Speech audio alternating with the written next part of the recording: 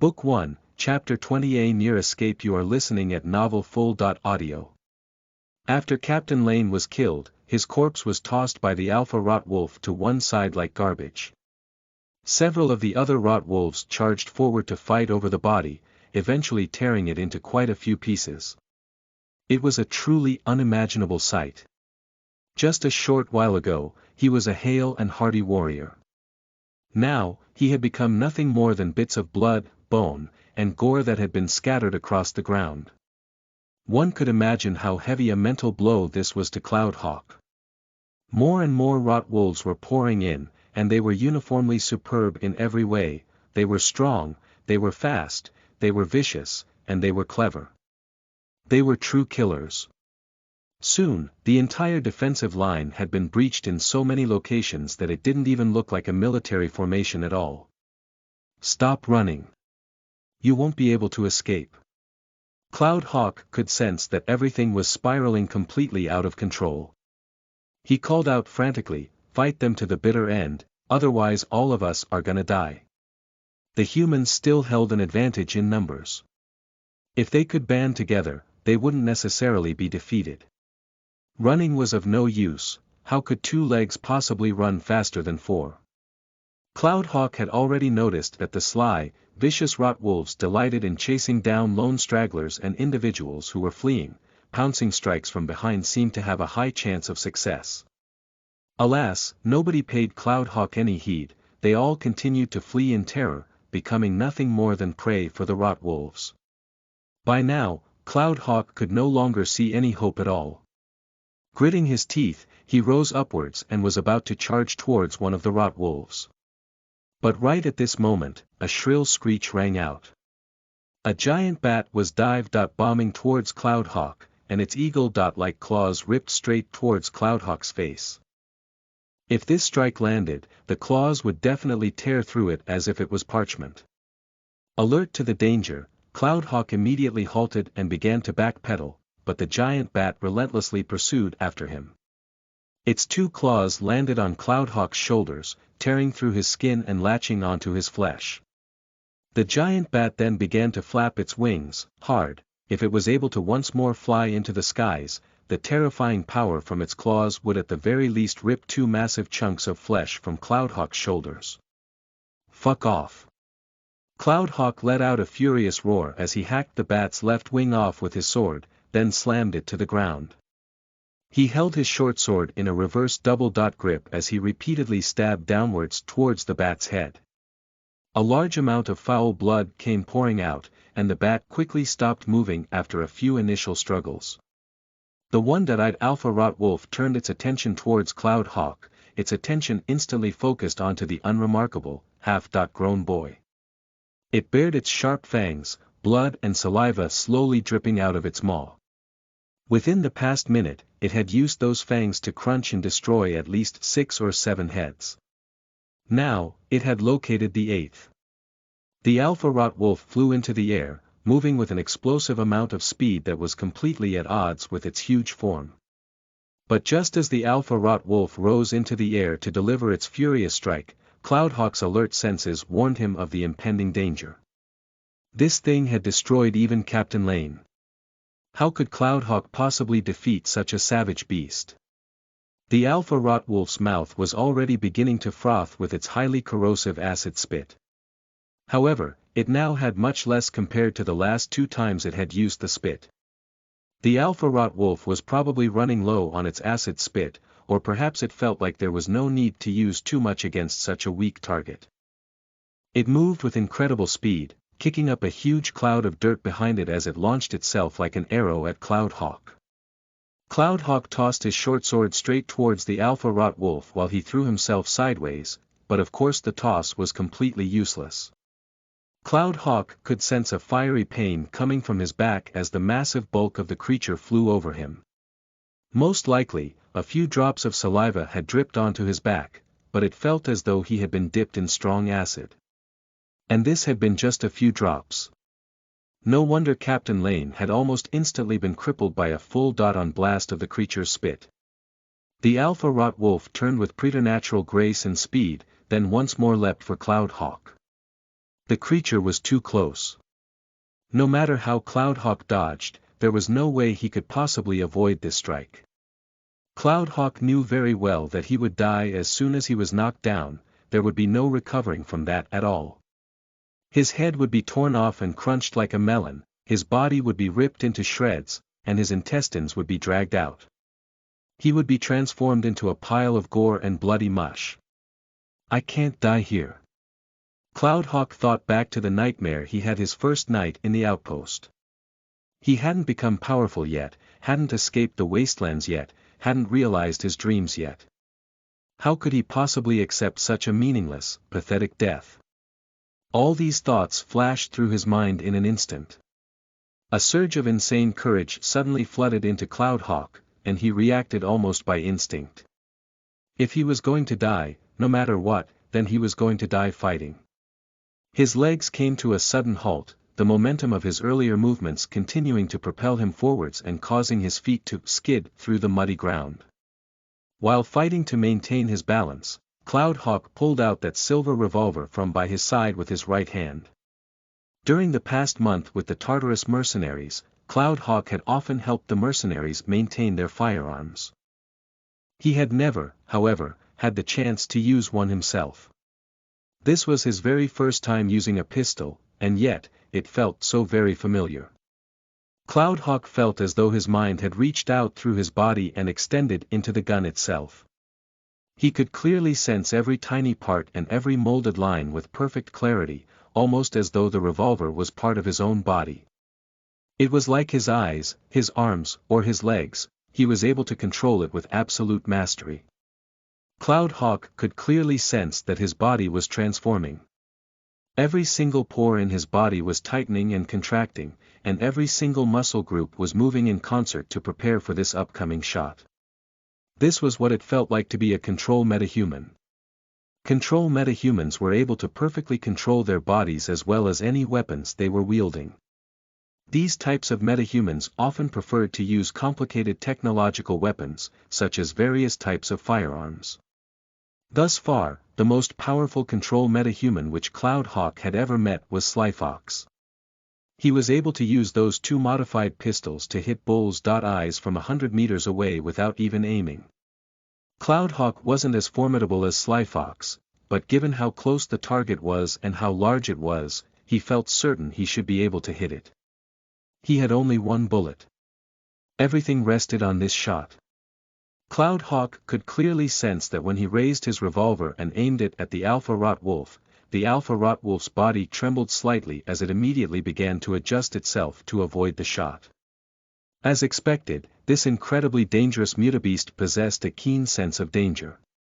However, Cloudhawk felt as though he could predict what the Alpha Rot Wolf's response would be, and he immediately made some minute adjustments with the tip of his revolver to compensate. The giant Rot Wolf could sense the invisible specter of death hanging over its head, causing it to feel fear for the first time. And yet, this feeling of fear further fueled the creature's savage aggression, and it let out an enraged howl as it leapt forwards. Either it would die, or its prey would die. This was a moment of life and death, but Cloudhawk actually became incredibly calm and focused. His fingers were steady as they gently closed around the trigger, and he could sense everything with perfect clarity, from the barrel of the gun to its handle, then to the fingers gripping the gun and the rest of his body. He pulled the trigger of the gun, causing the hammer to fall down at high speeds and slam into the gunpowder behind the bullet. The gunpowder was successfully set alight, and the bullet's shell casing instantly expanded explosively, pushing the bullet out of the barrel at tremendous speeds. Crack! A single bullet flew out like flames from the barrel of the gun. The bullet tore a path through the air, then hit the Alpha Rot Wolf in its one remaining eye with incomprehensible accuracy. In slow motion, the bullet shattered through its cornea, bored through its vitreous, severed its optic nerves, and then smashed straight into the creature's brain, reducing the brain matter inside its skull to a pile of mush. Cloudhawk's skidding legs finally came to a halt, while the massive body of the Alpha Rot Wolf came crashing to the ground in front of him. Its body was still twitching as what little consciousness it had left tried to will it to its feet, as though it wanted to leap up once more and tear Cloudhawk to shreds. Alas, there was no way it could ever rise again. This took time to describe, but in reality it happened in an instant. Cloudhawk stared in disbelief at the hill-sized corpse in front of him. He could hardly believe that he had actually slain this monster with his revolver. But before he even had a chance to savor the feeling of snatching life from the jaws of death, a feeling of incredible exhaustion overwhelmed him and caused him to slump downwards. It was as though he had poured all of his energy into that shot, and now he had nothing left. With the alpha rot wolf dead, the other rot wolves began to let out mournful howls, and their frenzied morale seemed to take a sudden hit. However, this was nothing more than a temporary lull. Given how brutal these mutabeasts were, they wouldn't retreat even if their alpha perished.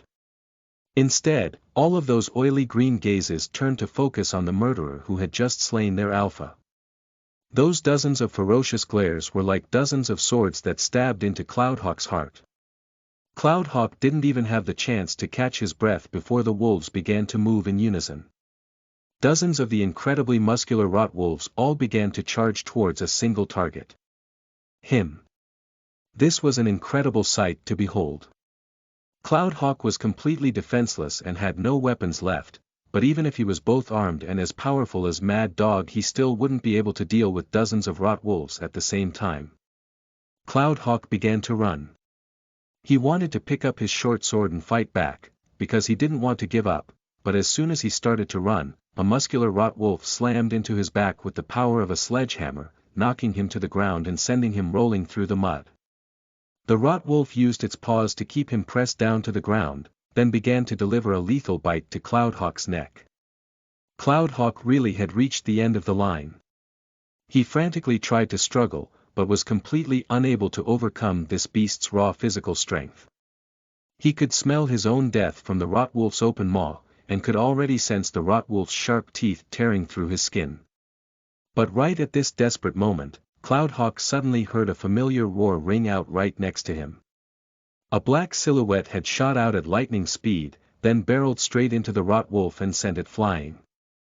The black silhouette and the rot wolf began to tear and bite at each other on the ground, and in the end the black silhouette managed to tear the rot wolf's throat out.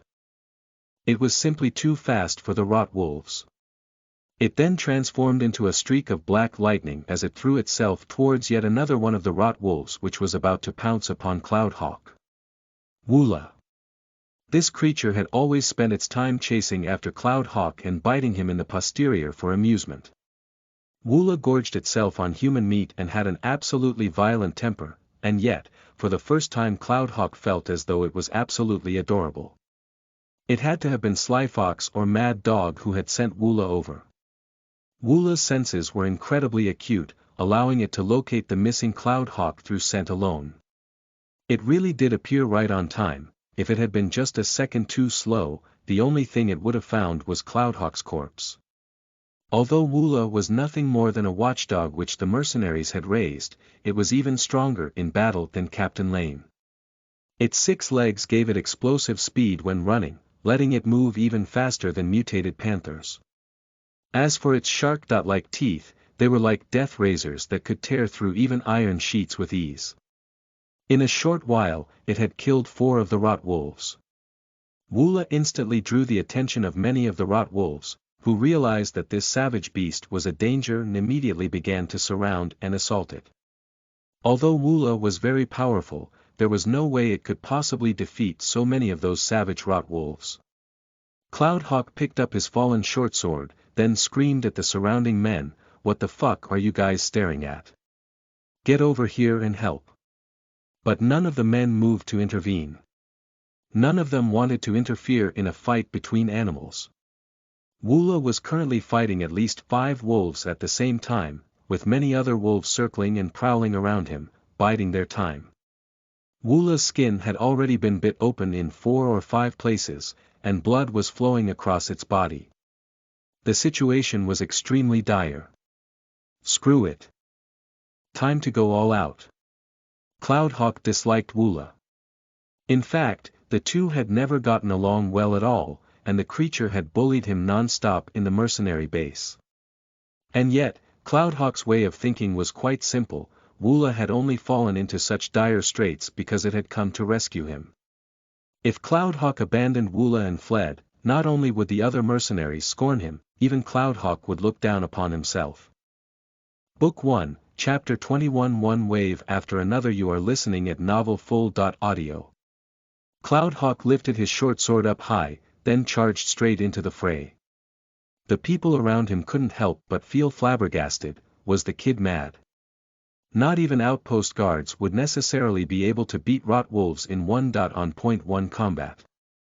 This kid was 14 or 15 years old, whereas there were 10 rot wolves circling around Woola.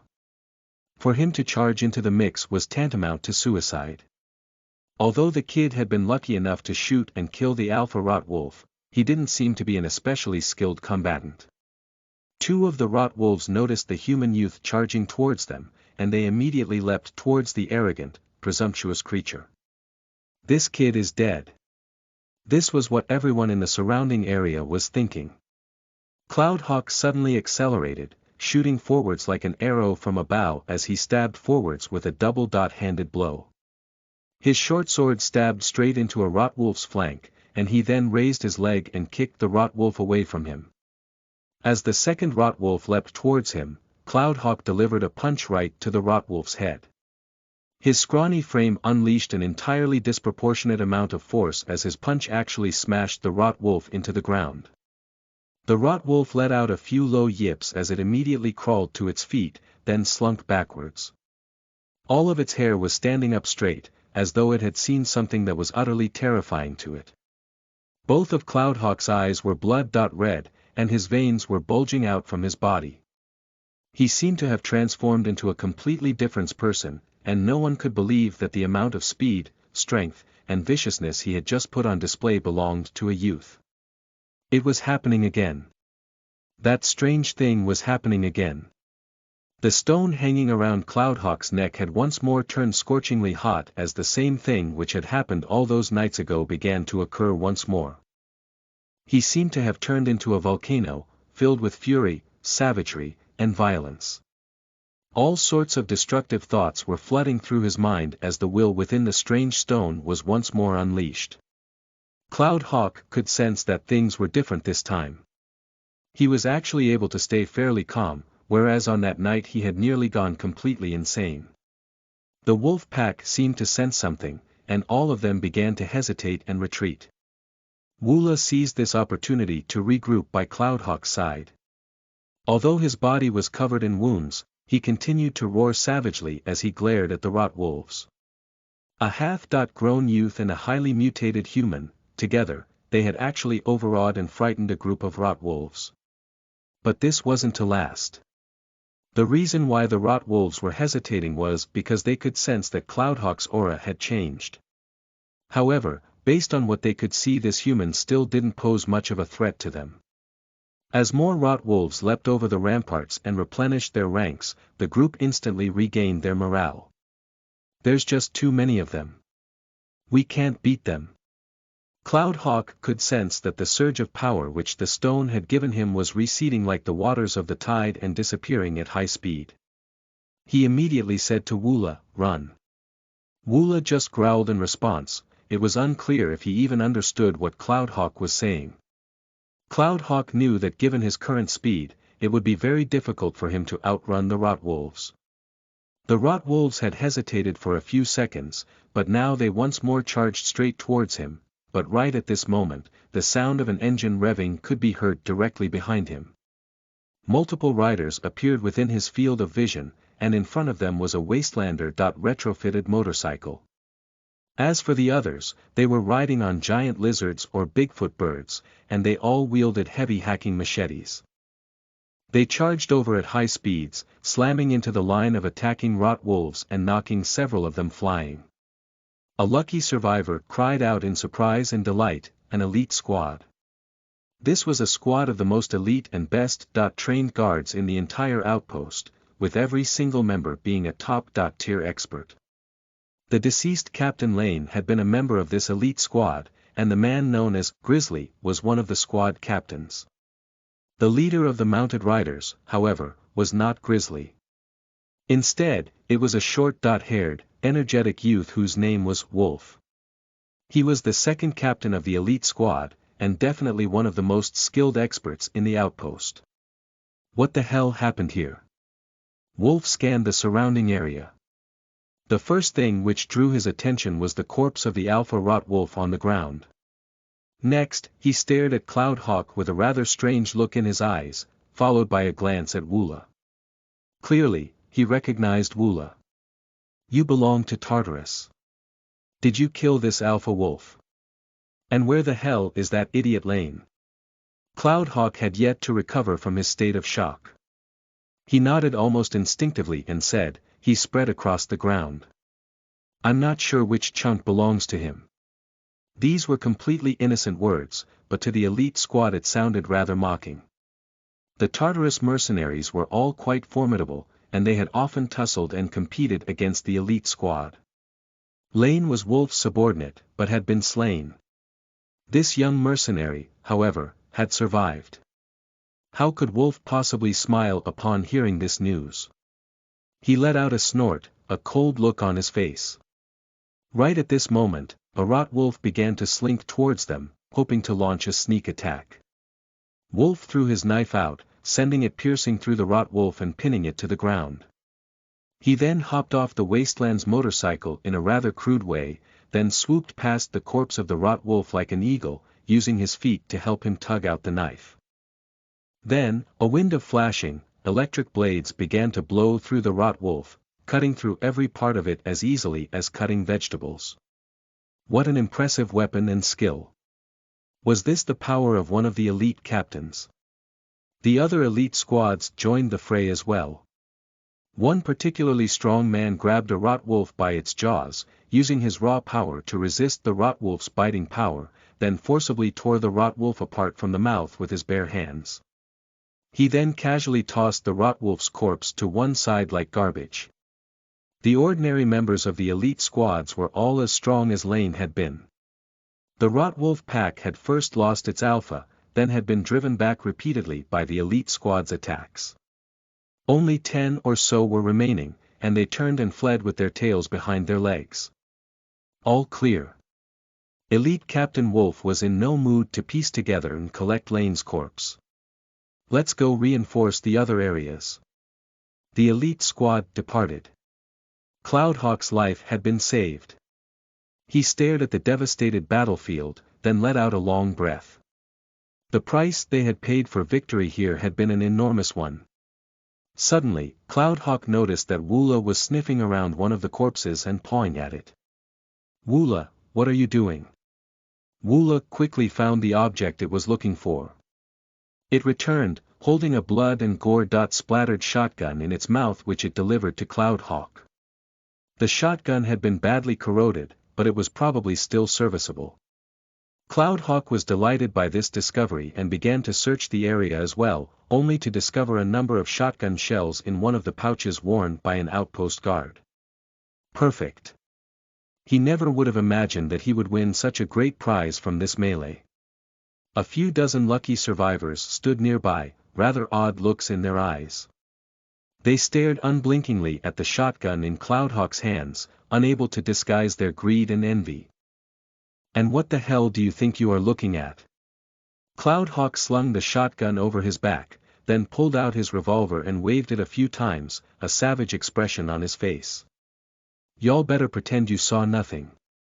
If you say a word, I'll waste your sorry asses with my bullets." Woola very obligingly let out a growl of support as well. After having spent so much time with the mercenaries, Cloudhawk had unconsciously begun to pick up their manner of talking.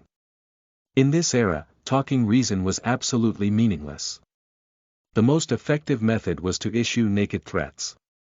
By now, no one dared to underestimate the skinny little kid. The way he had shot and killed the Alpha Rot Wolf with a single bullet had stunned everyone present. Without question, all of these people viewed this young kid, seemingly 13 or 14 years old, as an extremely powerful expert. They wouldn't be so foolish as to try and steal something from someone so powerful. That would be suicide. And of course, Woola was a legendarily ferocious creature that everyone in Black Flag Outpost knew about. Cloudhawk had been bullied by others all his life. Back in the ruins, the scar-faced man had bullied him. Here in the outpost, both the mercenaries and the red-nosed innkeeper had bullied him. Now, when he saw the looks of fear in the eyes of those around him, he felt a strange feeling in his heart. Holy shit. Bullying others is really fun. Black Flag Outpost's walls had been breached in 6 or 7 places, and roughly 300 or 400 rot wolves had charged inside. The battle persisted for 2 more hours, and more than half of the rot wolves were injured or killed before they were finally beaten back. As for the giant bats, they left after eating their fill at this feast. The outpost had suffered extremely heavy losses due to this beast wave. It suffered more than 1,500 casualties, the vast majority of whom were active, able-bodied fighters. More than 100 of the outpost guards had been wiped out as well. Clearly, the overall power of Black Flag Outpost had suffered quite a bit. Nobody dared to relax or to stop being vigilant. Who knew if the crafty rot wolves might decide to launch a sudden second attack? As a result, that very night they cleared the battlefield and began to repair the breached ramparts. This battle truly had not been worth it. Rotwolf corpses were worth almost nothing, aside from the fur which could be used to make warm clothes. All their other parts were completely useless. Rotwolf meat was completely inedible. Not only was it highly sour and reeked of decay, it was also poisonous. Black Flag Outpost had paid an enormous price to win this battle, but there were no spoils to be shared at all. Cloudhawk huffed and puffed as he ran over to the Tartarus mercenaries. Slyfox took a long, hard puff on his cigarette, blew out a cloud of smoke, then let loose a verbal barrage. "Fuck, where the fuck were you hiding? I thought you were dead, son. Oh ho, and it looks like you picked up a little something as well." Cloudhawk's shotgun had attracted the attention of the mercenaries. Only a few of these weapons existed in the outpost. Without a doubt, the kid had picked it up somewhere on the battlefield. Judging from the wounds over his body, the kid had unquestionably been in a bloody battle of his own. The Tartarus company had lost 2 people as well. They were one of the most elite squads of Black Flag Outpost, and so the loss of just 2 people would have a significant impact on the outpost on a whole. Mad Dog and Slyfox were both drenched in blood. Clearly, the 2 had been in an extremely vicious battle as well. But now, the dust had finally settled. It was over. Cloudhawk stared towards the pearly white clouds in the eastern skies. Has the beast wave ended? It's almost dawn. Slyfox seemed to be in a rather foul mood. He had lost several subordinates, after all. Rotwolves never fight in broad daylight. We've endured this wave, at least. Wonderful. The rosy light of the rising sun slowly began to appear, bringing peace and calm back to the world. Everyone had battled for an entire night, and they were all completely exhausted. But just as they were all preparing to retire for some rest, something completely unexpected happened. Yet another black mass appeared off in the distance as a large group of unknown creatures began to move towards the direction of Black Flag Outpost. Hey! Hey! Are you sure about what you said? Cloudhawk called out hurriedly, didn't you say the rot wolves wouldn't come back? No way. A completely befuddled look was on Slyfox's face. There was no way his past experiences could have misled him. Rotwolves never launched large-scale attacks during the day. One of the mercenaries used a pair of binoculars to stare off into the distance. Moments later, he called out loudly, those aren't Rotwolves. Not Rotwolves. What were they then? Slowly, the silhouettes of the creatures became clearer as they moved in from the desert wastelands. It really didn't look like a beast wave. Judging from their speed and the amount of sand they kicked up, they seemed like a motorcade. One that was advancing at high speeds. Oh my God! That's a sweeper battalion. Someone began to scream in shock, and the faces of Sly Fox, Mad Dog, and the other mercenaries instantly tightened. Fuck. Were those motherfuckers waiting this entire time for the right moment? Mad Dog immediately rose to his feet. Black Flag Outpost was weakened by last night's beast wave. Now these fuckers are attacking, right on cue. These fuckers really are smart, I have to give them that. Cloudhawk had no idea what was about to happen. However, judging from the faces of the outpost guards and the mercenaries, the situation was even grimmer than when they faced a beast wave last night. In fact, it seemed as though this would become a true life. End.death battle. What was going on?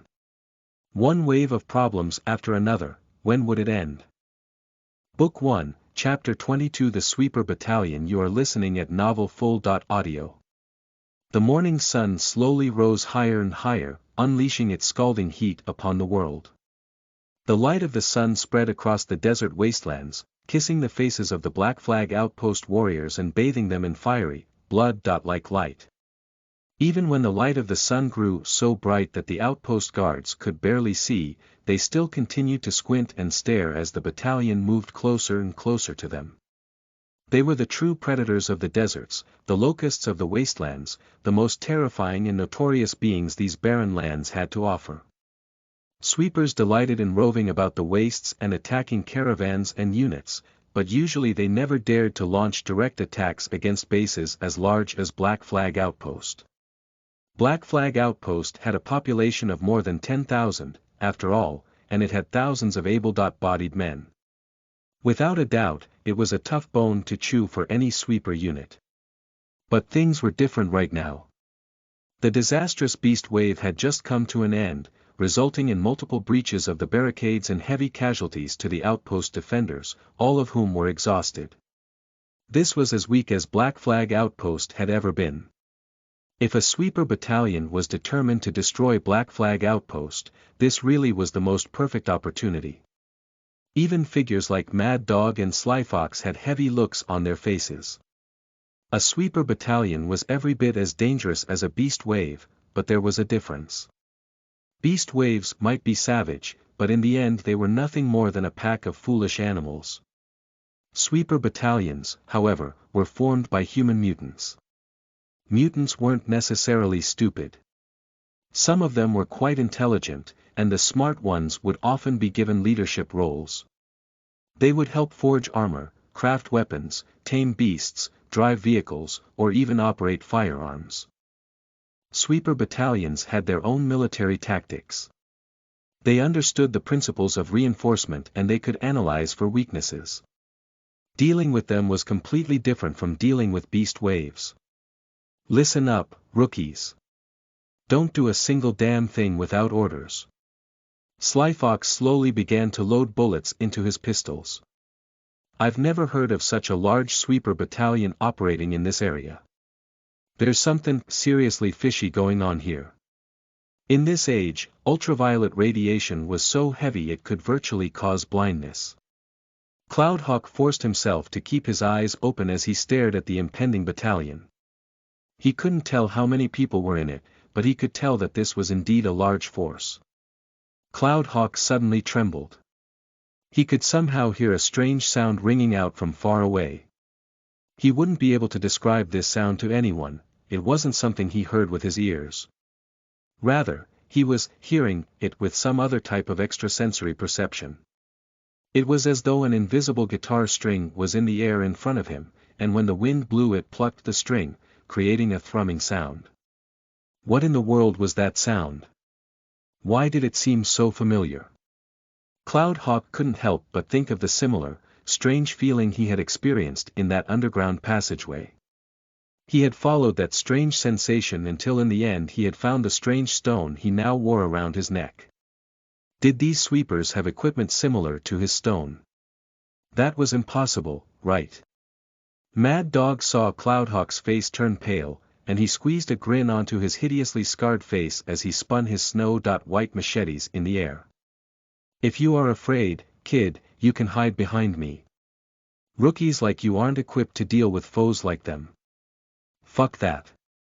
When have I ever been afraid? Cloudhawk had fought by Mad Dog's side in that inn, and so he was able to say this without any reservations. However, a solemn look then appeared on his face. But I have the feeling that we shouldn't be in a hurry.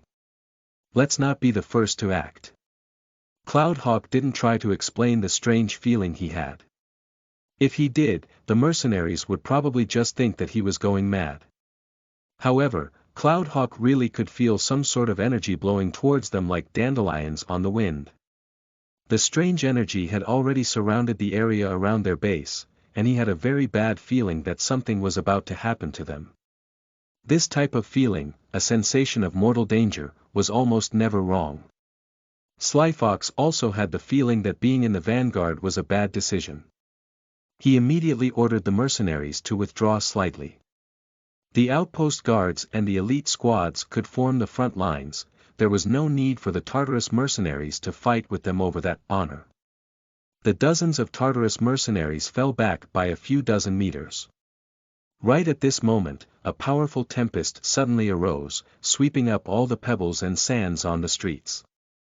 It was like a small sandstorm had suddenly attacked the outpost, causing all of outpost guards who had been readying themselves for combat to be caught off guard. God damn it, why is there wind? Not good. I've got no vision. Although the weather in the wastelands was always bad, the timing of this minor sandstorm was a bit too suspicious. Everyone's field of vision was completely blocked off, making it impossible for them to see what maneuvers their enemies were carrying out. As for the sweeper battalion, it picked up the pace. The ground began to tremble, while the stones on the streets began to rattle like drops of oil and water in the frying pan. Everyone could sense that the danger was drawing closer and closer. They're here. Careful, careful. The multiple ferocious and heavily modified trucks slammed into the city barricades like giant battering rams. Thud. Thud. Thud. The enormous heavy trucks rammed into the barricades, causing earth-shaking explosion sounds.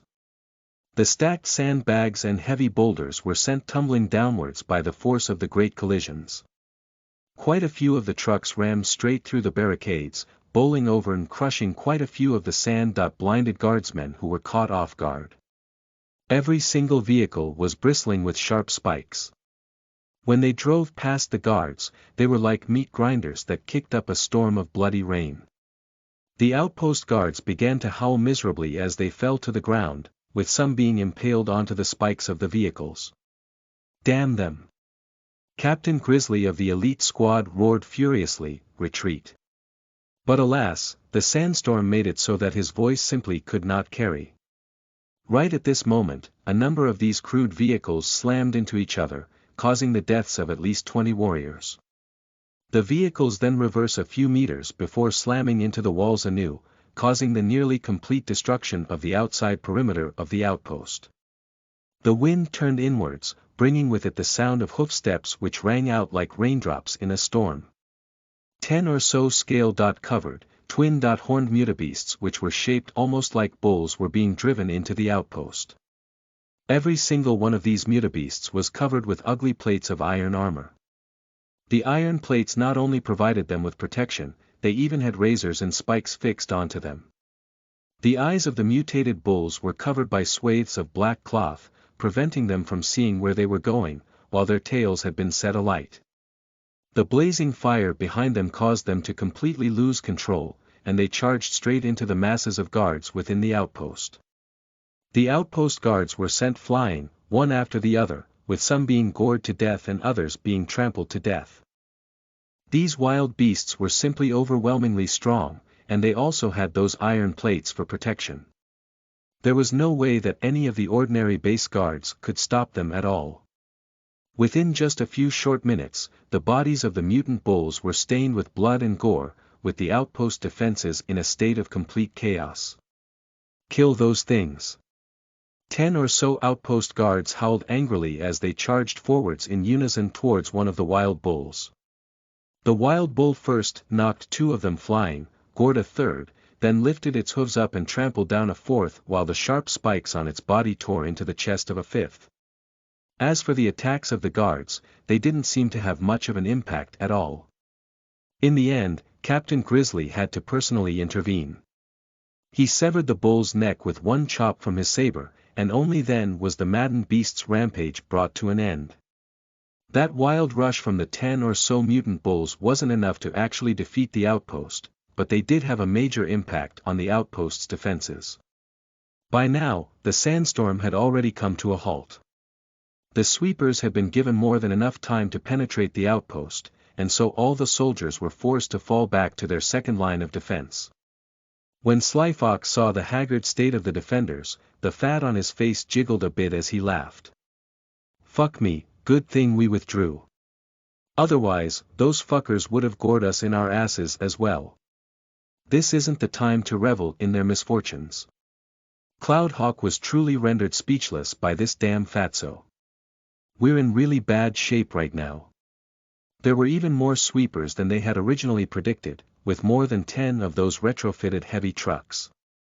They even had 2 giant supply trucks behind the attack trucks, as well as several dozen Wastelands motorcycles, several dozen giant riding lizards, and many Bigfoot birds. How many sweepers were there? There had to be at least 300 or 400, and this was a conservative estimate. Cloudhawk knew that combat power had nothing to do with raw numbers. These sweepers were all brutal, ferocious mutants who had joined together to wreak havoc upon the world en masse. Compared to ordinary sweepers, they had better weapons, were more powerful, and were far more fearsome opponents. It was incredibly rare for a battalion of more than 300 or 400 sweepers to appear within a few hundred kilometers of this reach. A battalion like this was completely capable of laying siege to an outpost with a population of around 10,000, and they had appeared at just the right moment, when the strength and morale of the outpost had yet to recover. Now, they had been able to breach the outer perimeter of Black Flag Outpost without even needing to fight. The two sides were roughly 300 meters away from each other. One strange, bizarre-looking mutant after another came into view. More than 80% of these sweepers were highly mutated mutants, with 20% being moderately mutated mutants. There were around 10 or so mutants who were particularly striking. They had ugly faces and were of differing sizes, but all of them were at least 3 meters tall and about 4 times as bulky as an ordinary human being. Cloudhawk wouldn't believe that mutants like this could exist if it wasn't for the fact that he was seeing them with his own eyes. These creatures didn't look like humans at all, they were nothing more than vertically walking behemoths. But if you thought that the only advantage these behemoths held was their great size, you would be completely wrong. Their chests, arms, and thighs were completely covered in steel plates, and their weapons were giant warhammers that weighed more than 200 kilograms. These weren't human beings at all, they were walking, steel-clad mobile fortresses. In the wastelands these giant mutants were generally referred to as man-eaters. Man-eaters possessed incomprehensible amounts of strength, and when they used those enormous warhammers they could cave in even armored vehicles with their blows. A single ordinary man-eater would be able to effortlessly dominate a squad of over 10 outpost guards, but the 10+ man-eaters here were all armed to the teeth. They would definitely pose an enormous threat to Black Flag Outpost. Clank. Clank. Right at this moment, yet another large group of highly mutated sweepers appeared, and they lined up neatly behind the man-eaters. These sweepers weren't as terrifyingly large as the man-eaters, but they were still twice as bulky and muscular as ordinary men and roughly 2 meters tall. They were fully outfitted with self-manufactured sets of metal armor and helmets, and they held steel shields with their left arms and heavy war axes with their right. These creatures were known as sweeper thugs, and they served as the medium infantry for sweeper battalions. Only 1 in every 10 sweepers was chosen to become a thug, and thus they were all particularly fierce figures. They were dressed in heavy metal helmets and thick metal cuirasses, making them look almost like giant metal cans. As for their heavy war axes, those things were able to lop off limbs as easily as one might pluck a flower. The rest of the sweepers weren't outfitted in such an orderly fashion, but they were still quite well equipped for a wastelands army. Some had sabers, some had warhammers, some rode giant lizards, and some drove vehicles. 30 or so comparatively short mutants were particularly eye-catching. These mutants had only been moderately mutated, and it was possible to tell that they were once human. Most of them were equipped with longbows, firearms, and other long-distance weapons. Cloudhawk felt as though he had seen a ghost. How the hell was it possible for sweepers to be equipped with firearms? They had heavy shock troopers, medium infantry, riders, archers, formations, combat tactics, and complete sets of weapons and gear. In the wastelands, this was essentially a proper army. Book 1, Chapter 23 Crushed. You are listening at novelfull.audio. 400 fully equipped sweepers was a force capable of roaming through the wastelands with impunity, easily capable of crushing any foolish opponent who dared to stand before them. Black Flag Outpost's situation was far more dire than it had been just a night ago when it had faced a beast wave. In comparison, the outpost warriors were individually inferior to the mutant sweepers in every single aspect, and they were exhausted besides. Many of the outpost warriors were wounded as well. How were they supposed to win this fight? But what Cloudhawk feared wasn't the sweepers. In the entire outpost, he was the only person who knew for a fact that the earlier sandstorm did not arise by coincidence. It was created by someone or something using a unique weapon. Eddie Cloudhawk couldn't imagine, wouldn't dare imagine, what type of object would possess such incredible, supernatural power.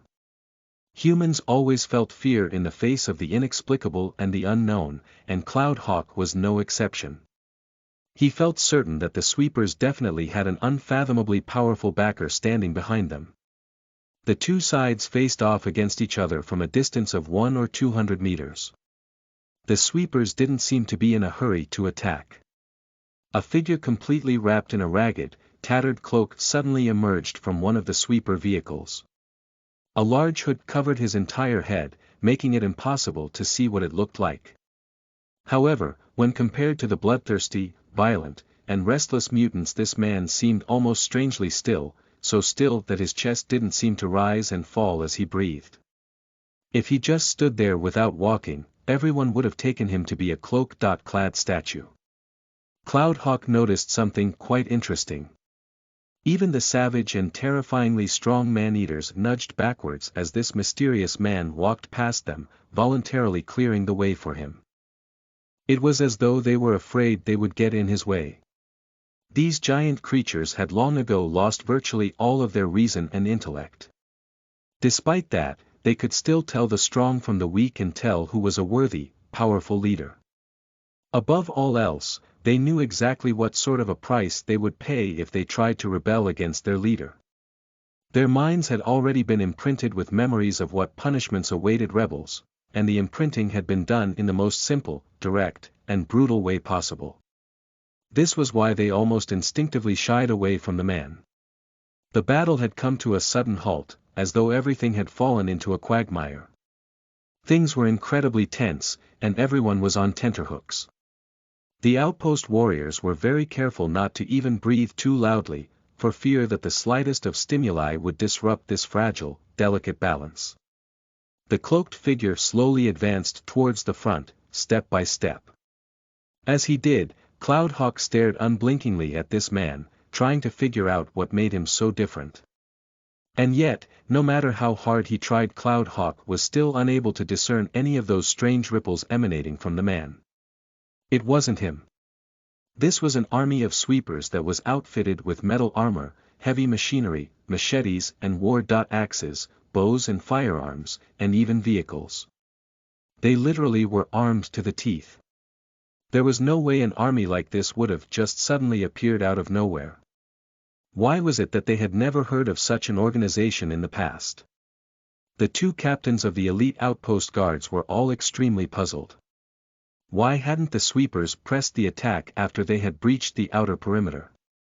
They were just standing there, giving the beleaguered defenders time to catch their breaths. Why did they do this? Did they feel overwhelmingly confident in their superiority? Were they waiting for something? Or were they worried about something? The bows were all nocked.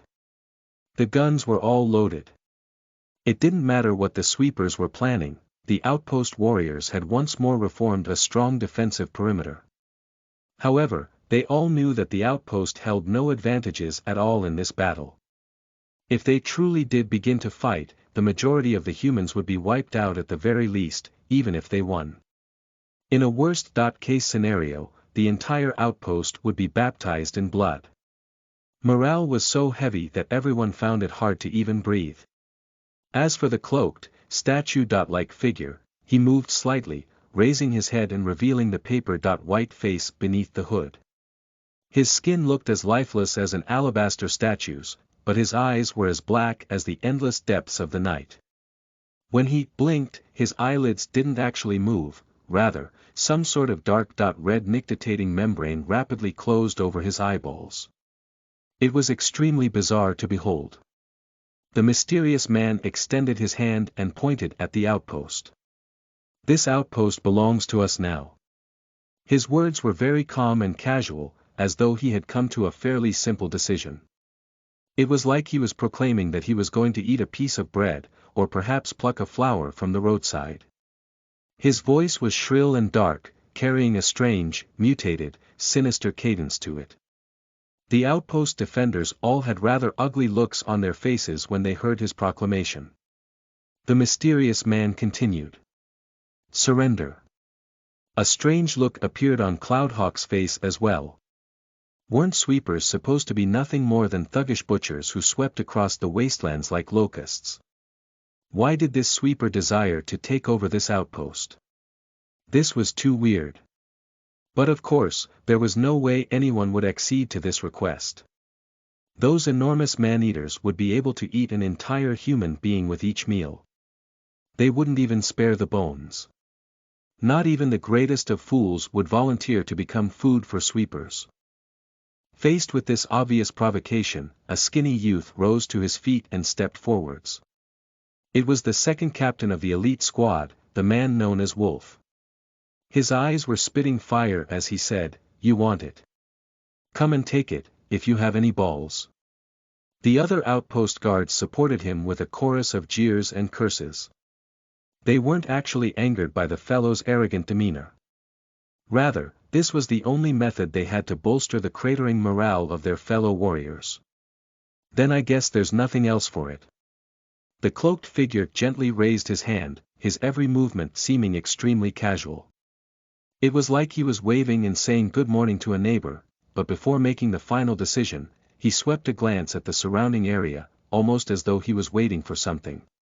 The mysterious man scanned the area, then hesitated for a few seconds as though something he was waiting for had yet to show itself.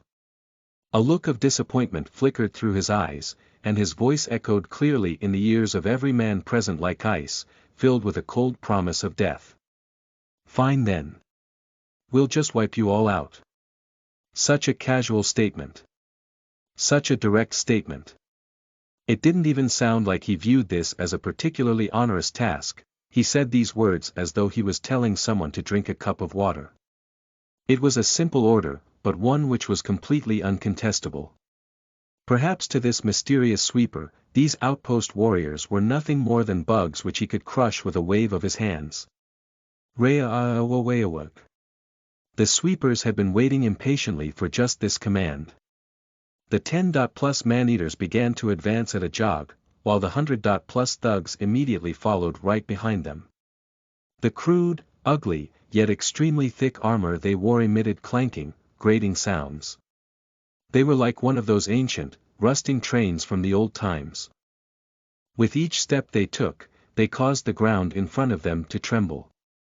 They were both tenacious and strong, and any men who stood in front of them were destined to be smashed to bits of blood and gore. The warriors of Black Flag Outpost had shocked and horrified looks on their faces. The battle had started, just like that. They had thought the face-off would last a bit longer, giving them enough time to replenish their arrows and their ammunition. Who would have thought that the damnable sweeper battalion would launch an immediate attack without even brooking the slightest delay? Grizzly roared loudly, "Archers and gunners, fire!" The warriors of the outpost began to fire their guns and shoot with their bows, but their formation was so chaotic that there was no way for them to concentrate their firepower. The 10+ enormous man-eaters lifted up their arms, using their bracers to protect their eyes. The thick steel cuirasses covering their body was more than enough to protect their vitals, making it impossible for these ordinary arrows and bullets to deal any lethal wounds to them. Careful! They are coming! The enormous freaks barreled straight into the defenders with absolutely astonishing momentum. Each of the man-eaters wielded enormous gretimers that weighed several hundred kilograms, but whirled them with such ease it was as though they were playing with wooden sticks. They raised those ponderous warhammers up high, then sent them smashing downwards towards the humans with enough power to pulverize a herd of bulls. Crunch! 2 men were struck head-on, and their bodies disintegrated as if they were made out of glass, sending blood and gore everywhere. When a few of the strikes missed and slammed into the ground, they seemed to cause the earth itself to quaver. Some of the more distant men felt their legs wobble along with the earth, while entire groups of nearby defenders were actually knocked to the ground by the overwhelmingly powerful shockwaves generated by the strikes. The still-standing outpost warriors tried to stab the man-eaters with their spears, but even when they were able to strike through the chinks in the armor they were unable to pierce through that tough man-eater skin. With every swipe from a man-eater warhammer, multiple humans were blasted off into the distance like tennis balls. 1, 2, 3, 4, the enormous monstrosities continued their berserk advance, their thick steel armor rendering them impervious to almost all attacks. Their whirling warhammers smashed every single human they came in contact with into a pile of pulped meat.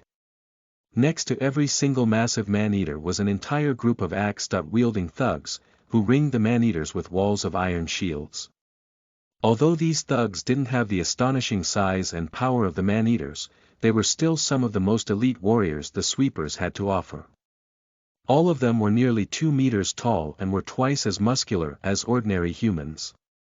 With their left hands they held iron shields that seemed capable of stopping any attacks, and with their right hands they wielded war-axes that chopped through human bodies like vegetables. Behind the thugs were the groups of bow and gun-wielding moderately mutated sweepers. These mutants didn't have the close combat power of the first two, but they were much more intelligent and so were responsible for using firearms to kill from a distance as well as screening their allies. They were responsible for killing particularly dangerous targets with their firearms. Sweeper bows were custom-designed and specially made. Every single shot carried enormous amounts of power, and they were terrifyingly accurate. They were able to completely pierce through a man's skull, virtually guaranteeing that almost no one hit by them would survive. As for the lizard riders, the bikers, and the other riders, they wielded sickles and other long weapons and were responsible for keeping the flanks secure. This was an extremely powerful and extremely well organized formation. A sweeper battalion like this was unquestionably powerful, and would guarantee that they would overwhelmingly dominate almost any opponent. These outpost warriors stood no chance at all. The outpost warriors let out screams as they died, and their screams intermingled with the sounds of their bones being shattered and their bodies being crushed, as well as the twanging of bowstrings and the cracks of firearms.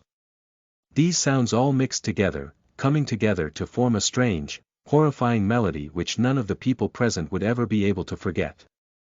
This was a sea of terror that could drown the hearts of even the stoutest warriors, causing their courage to crumble and disappear. By now, Cloudhawk had seen death and misery up close on many occasions. He could tell that the difference in power between the two sides was simply enormous. Even if all of the outpost warriors fought to the bitter end, it still wouldn't be enough. For them, resistance was completely futile and meaningless. The sweepers continued to attack without mercy, crushing all hope and bringing despair in their wake. These two forces were on completely different levels of skill and power, and this battle was 10 times more calamitous than the previous one against the beast wave had been. As for the cloaked, mysterious man, he just watched silently as the slaughter proceeded in front of him.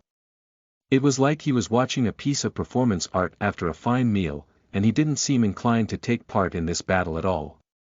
Cloudhawk had the strange feeling that this fellow was more dangerous than 10 man-eaters combined. Even experts like Mad Dog and Sly Fox were far from being a match for someone like him.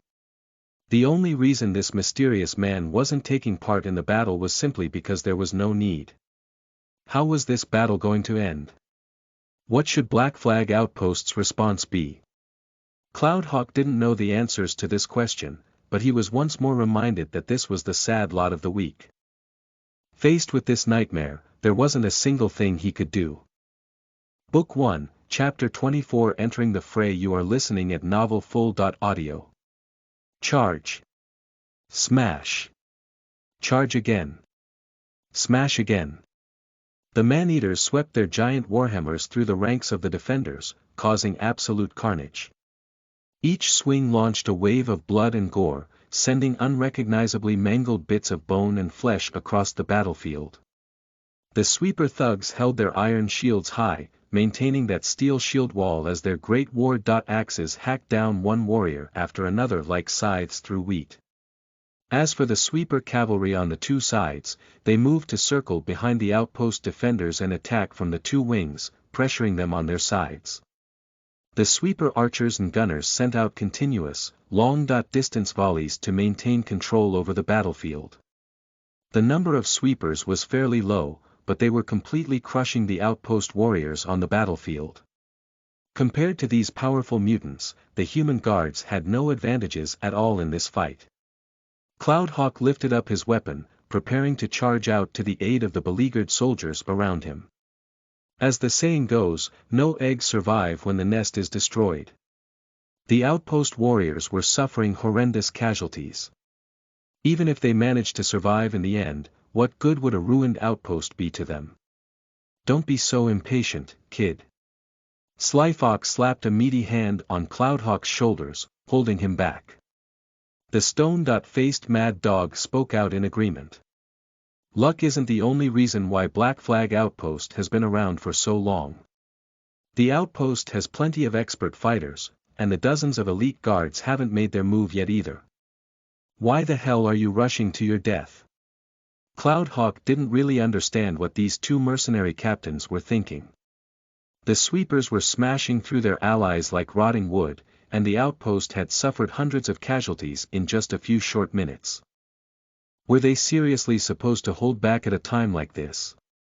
One of the sweeper thugs lopped off the head of a guard with his war axe. Just as he turned to seek out a new target, an incredibly muscular figure came charging straight towards him at incredible speeds.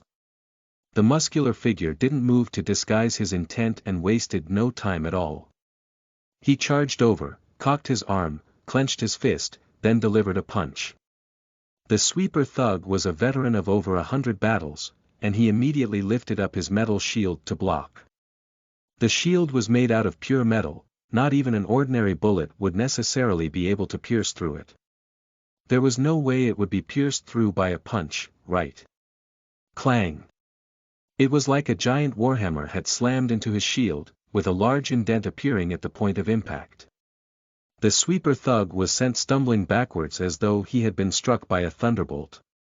1 step, 2 steps, 3 steps, he staggered backwards by 3 steps before regaining his footing.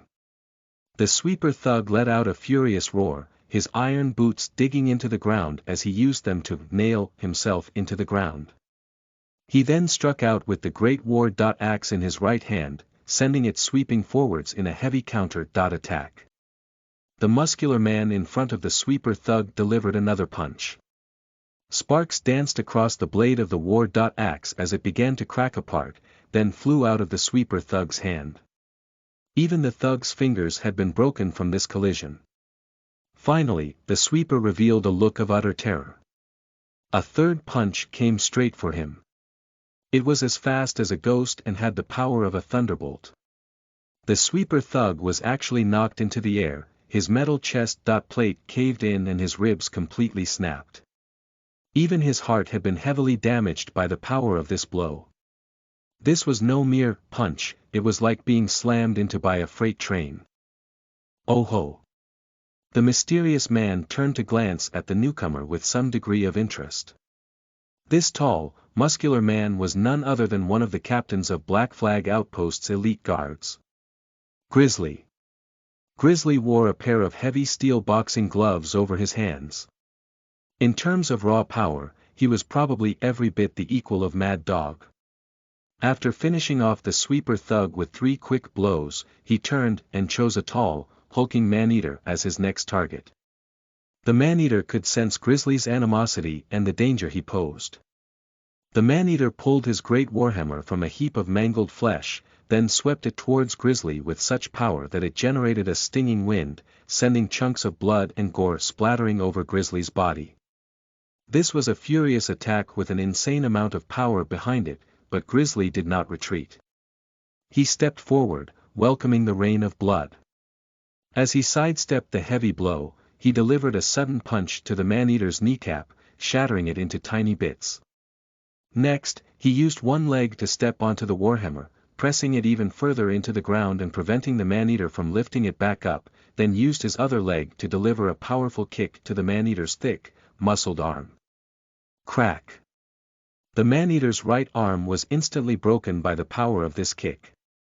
Grizzly flexed his legs, leaping high into the air as he delivered a punch to the man-eater's jaw. Not even the man-eater's helmet was able to stop Grizzly's furious, ferocious power. Even the man-eater's lower teeth were shattered as its enormous form fell backwards, stunned. The man-eater let out an enraged, agonized howl as it sought to rise once more, but a foot came crashing down upon its chest and sent it right back down again. Arm cocked. Fist clenched. Punch. Grizzly's right hand completely smashed the man-eater's ugly face apart. This hammer-like blow was so heavy that the man-eater's face was reduced to a pile of completely unrecognizable mush. Finally, one of the terrifying monstrosities had been destroyed. As expected, the elite captains possessed incredible power. His display of explosive strength and supernatural agility instantly boosted the flagging morale of the outpost defenders. Grizzly was panting slightly. This sort of blitzkrieg offense was overwhelmingly powerful yet hard to sustain, and even an expert like him found it quite taxing. A soft chuckle rang out from beneath the mysterious figure's hood, as though he didn't care at all about the death of his subordinates. He gently waved his hands in a commanding gesture, causing a number of archers to point their bows towards Grizzly. A wave of steel-tipped arrows shot out with incredible force, but right at this moment a black blur suddenly flashed past, using his blade to strike down all of the arrows with incomprehensible speed.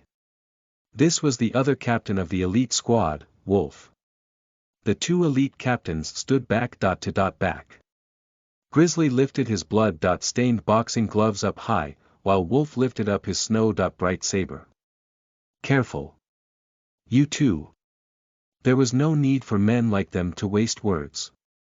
The 2 had battled side by side for countless years and had long ago reached a tacit understanding. Neither felt any hesitation at all in letting each other provide cover from behind. As dozens of sweeper thugs and a number of man-eaters surrounded them, the other elite guards quickly came to reinforce them as well, causing both sides to be bogged into a miserable fight. Grizzly was battling furiously for his life. He let out a furious roar, "Tartarus, are you guys gonna just sit and watch? Are you seriously gonna wait until all of us are dead?" The sinister-faced fat man's beady little eyes rolled with crafty amusement. To be honest, he was indeed considering just this. If the elite squad was wiped out, Tartarus' status in the outpost would instantly skyrocket. This was a good thing, not a bad thing.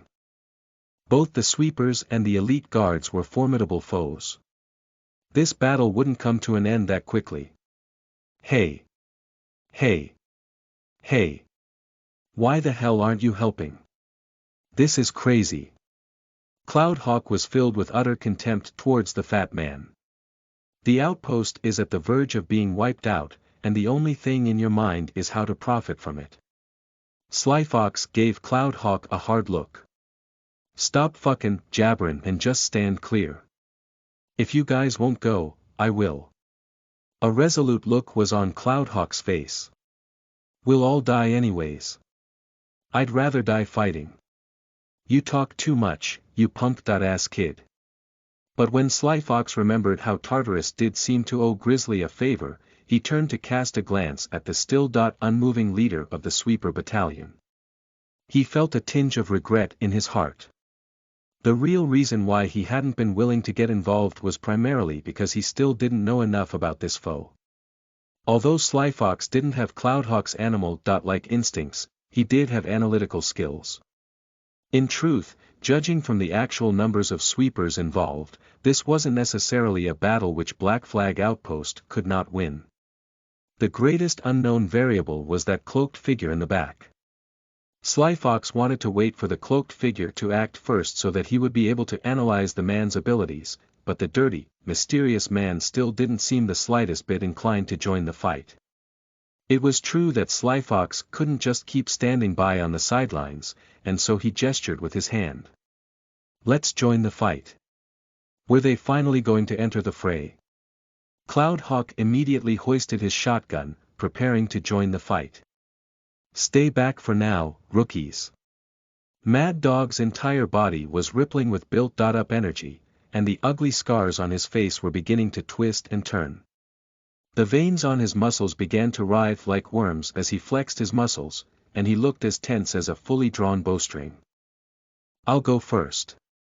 His feet left a small crater in the earth as he shot out like a cannonball.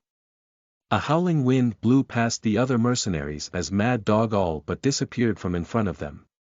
Mad Dog was incredibly fast. He wasn't an agility metahuman, but when he unleashed all of his formidable physical might and focused it on speed, he was every bit as fast as any agility metahuman. Two of the sweeper thugs sought to impede the rapidly approaching Mad Dog, but he didn't even slow down. In fact, he bellowed as he actually accelerated towards them. His furious posture and his snarling face were such that anyone who saw him would feel certain that even if a mountain was standing in his path, he would still be able to ram it aside. The sweeper thugs had never encountered such a crazy human, but they were only startled for a brief instant before they lifted their war-axes high, then sent them chopping down towards Mad Dog. Crack! Crack! Sly Fox didn't even aim his pistols at all. He seemed to have simply swung his arms forward carelessly. Two plumes of smoke burst out of the barrel of his pistols, and those two sweeper thugs immediately fell backwards. While running past those two sweepers, Mad Dog grabbed the war-axes from their now unsteady hands as he leapt into the air. His feet landed on their heads, crushing their necks as he used them to propel himself over 6 meters into the air. Those two great war-axes flashed with a dazzling cold light in his hands as he soared straight towards a man-eater and chopped down at him. This was an extremely risky aerial vault, because not even the most powerful of men could dodge well in midair. The sweepers here were all veterans of many battles, there was naturally no way they would ignore such a perfect opportunity. Two of the sweepers hurriedly drew their bows, preparing to shoot the midair Mad Dog with their steel-tipped bows. But right at this moment, two more pistol cracks could be heard. Two bullets passed through the grouped sweepers and humans with inhuman accuracy, then instantly exploded into the heads of those two archers. They didn't even have a chance to react or fully draw their bows before they fell to the ground, dead. From start to finish, Mad Dog had ignored everyone and everything save his target. He roared more furiously than any wild animal, and his roar was far more terrifying. Clank! His two thick war-axes descended as he himself did, slamming straight into the man-eater's head. The war-axes, the man-eater helmet, the man-eater's head, all three instantly exploded into tiny pieces. The incredibly massive form of the man-eater was actually knocked into the air by the force of this flow. It somersaulted through the air, spraying blood and brain matter everywhere before it finally slammed into the ground with the force of a mountain. Mad Dog had a rictus of a crazed grin on his face. The dual-dot strike he had used to slay the man-eater had been so heavy that the skin between his thumb and his forefinger had split apart, but he felt no sense of pain at all. He pulled his snow-white machetes from their sheaths by his waist, then cut through the shields, war-axes, armors, and helmets of multiple nearby thugs as though he was chopping through rotten wood, reducing their flesh and their bones to piles of sliced meat. Such incredible power!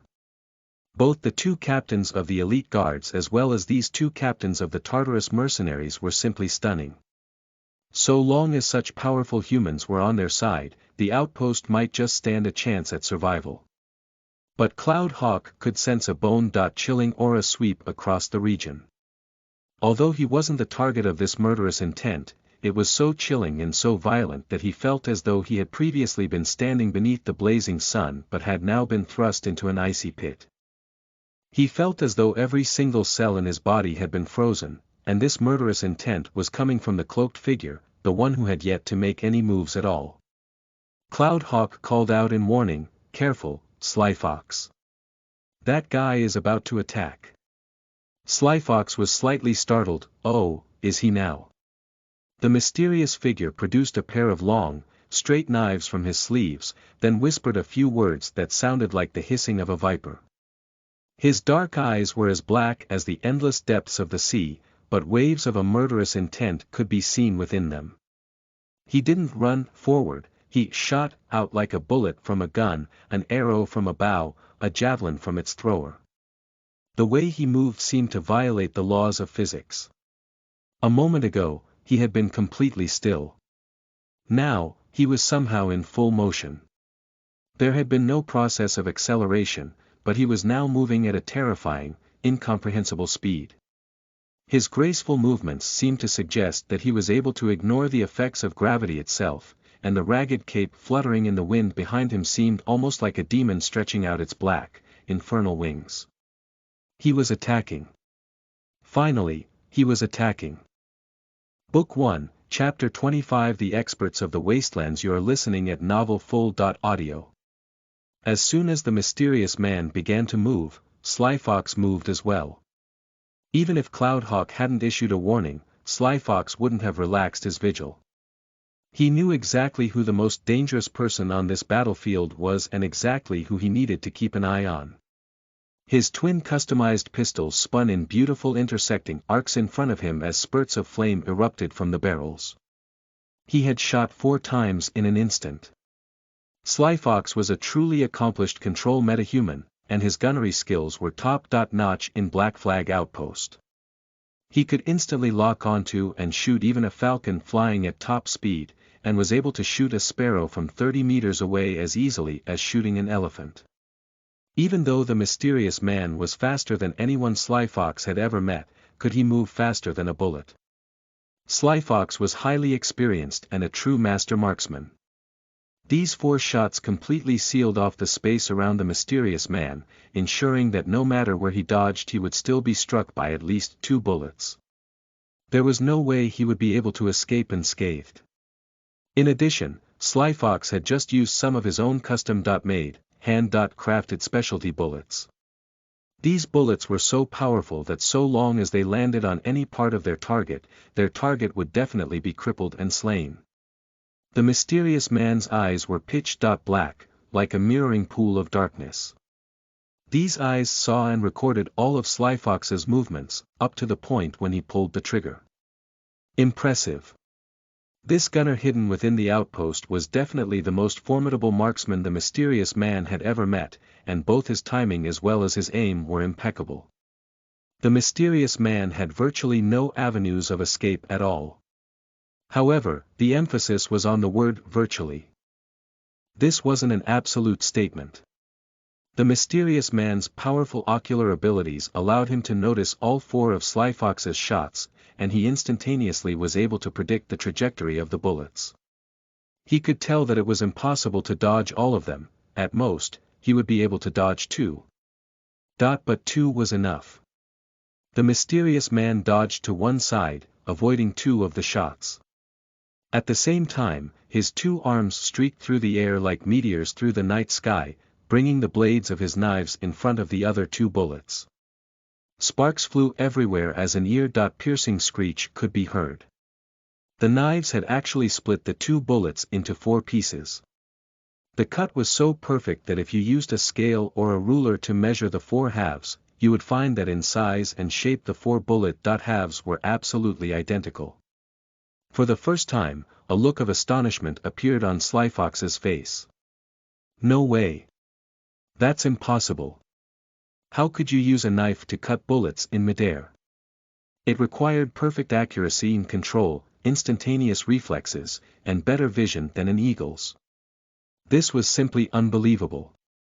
Only someone who had multiple high-level meta powers over agility, control, and more would be able to accomplish such a task. Less than 1 in a million wastelanders would have the required powers, and they would be considered truly supreme combatants. As for Black Flag Outpost, it held no such figures. Who the hell was this guy? Cloudhawk clenched his shotgun in his hands. Several times now, he had planned to fire the weapon, but in the end he gave up the notion. He knew his own limitations and knew that he was far from being a match for Sly Fox. If not even Sly Fox could kill this man, how could he possibly succeed? In addition, shotgun pellets were sprayed over a very wide area. If he was to fire from such a great distance, he might even hit some of his allies. Calm. He had to stay calm. This was what Cloudhawk told himself repeatedly. He couldn't waste any opportunities.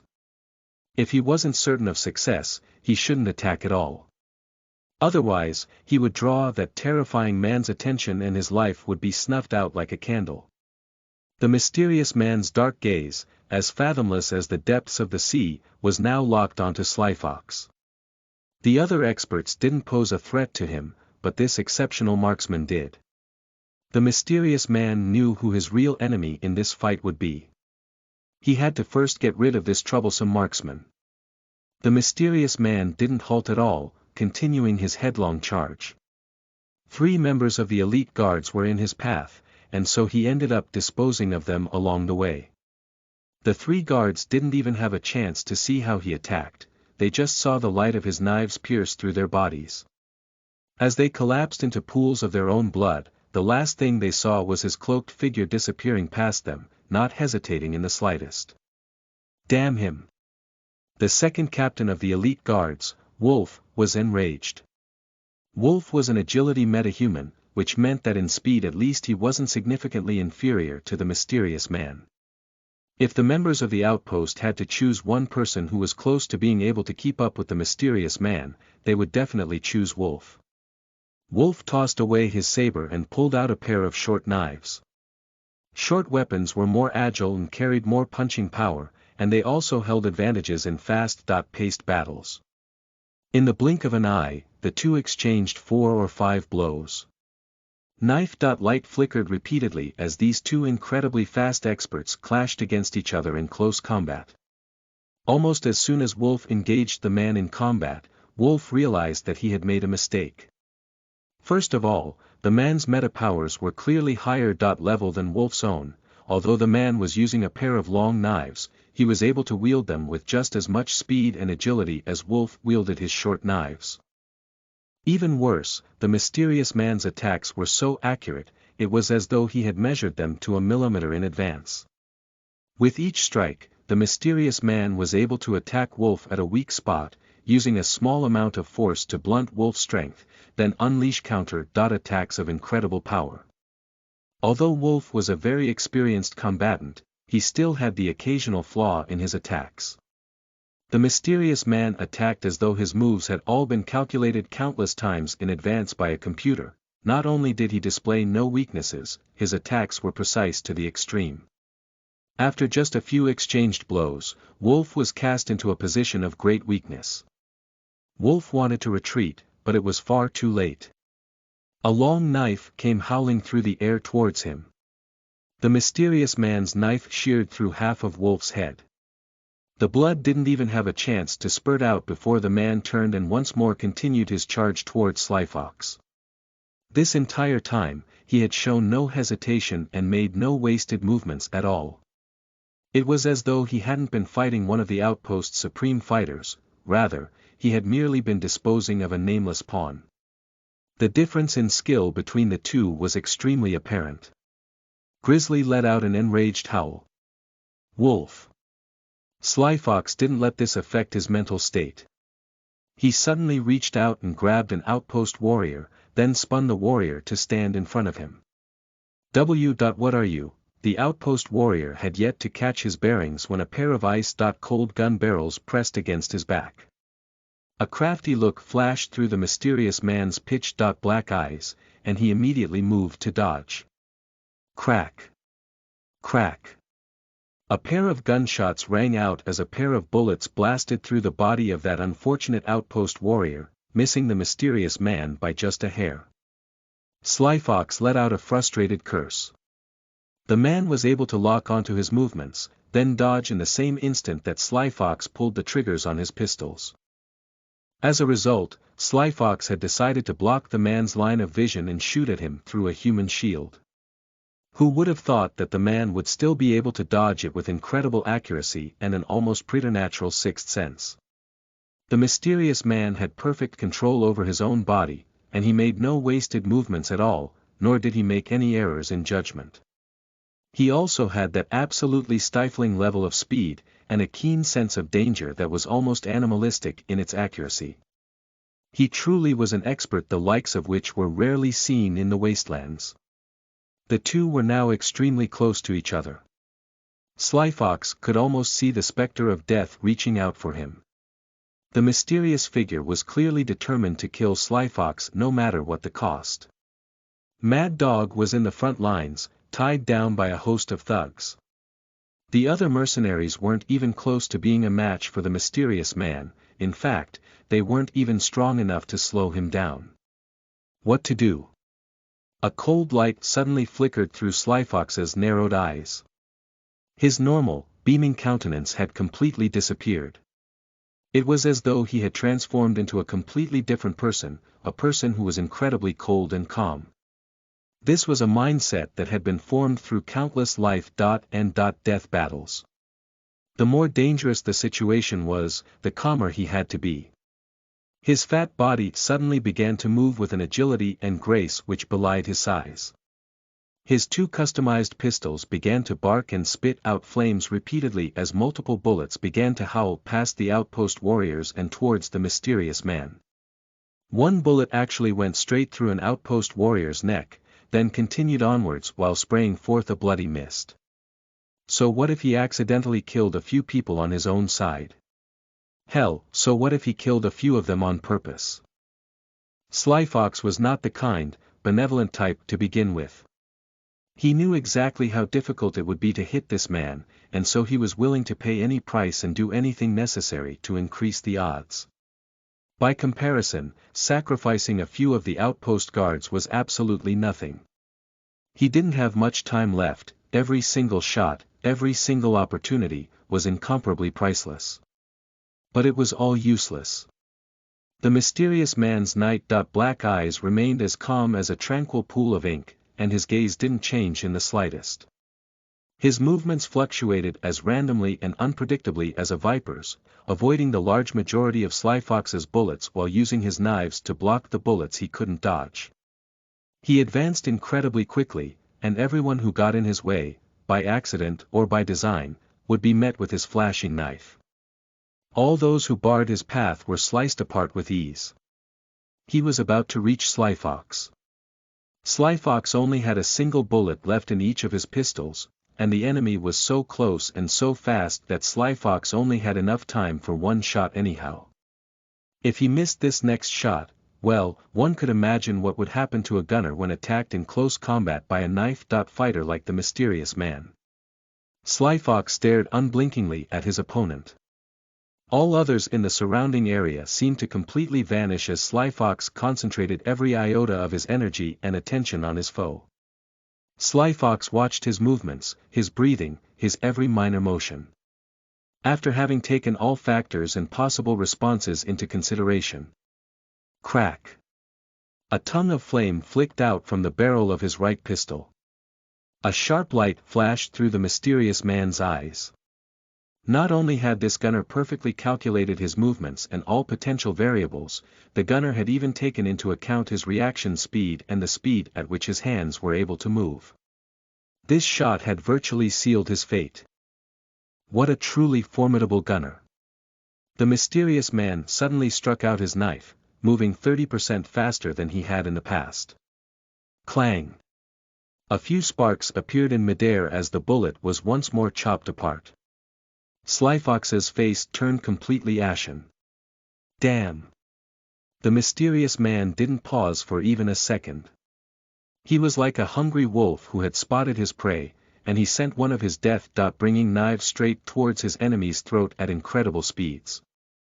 The knife moved closer and closer to Slyfox, a harbinger of doom which quickly grew in size and took up more and more of his field of vision. At last, a look of fear was in Slyfox's eyes, and his face was as pale as a corpse.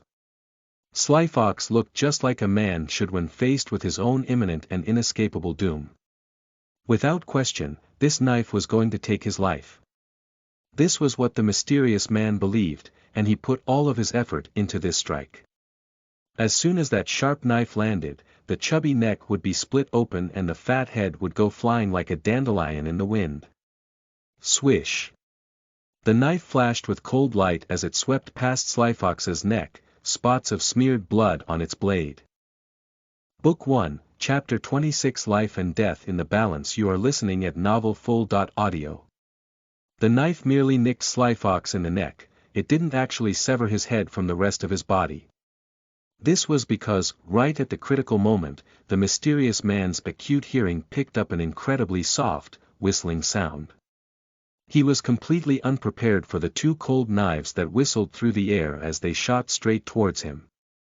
This was a pair of long, slender, and sharp scalpels. One of the scalpels shot towards the man's chest, while the other one was aimed directly at his forehead. There were absolutely no flaws in the speed, timing, or execution of this attack. The most terrifying thing of all was that it seemed as though the two scalpels had appeared out of nowhere. Even someone as incredibly perceptive as the mysterious man was completely unable to tell who it was who had launched this attack at him. If the mysterious man had stubbornly persisted with his attempt to decapitate the gunner, there would have been no way for him to escape these two strikes. It might have been possible for him to make slight adjustments to ensure that the scalpels didn't hit him in any critical areas, but when he saw the glistening, slick blue light covering the blade he immediately abandoned this notion. This was an absolutely deadly attack, and from start to finish, the man still had no clue as to who had launched this attack. The mysterious man had held 30% of his power in reserve in this battle, which was the right choice to make. That way, if something unexpected happened, he would have enough power left to keep himself safe. However, the lethal strike he had aimed at the gunner was with all the speed and power he could muster. In other words, the mysterious man himself was in an extremely vulnerable situation for a short instant. Although the moment was brief, an old, experienced, and deadly assassin would always be ready for the perfect moment to strike. And how could such a deadly assassin possibly forego using poison for such a critical strike? Both scalpels had been smeared with powerful nerve-numbing agents.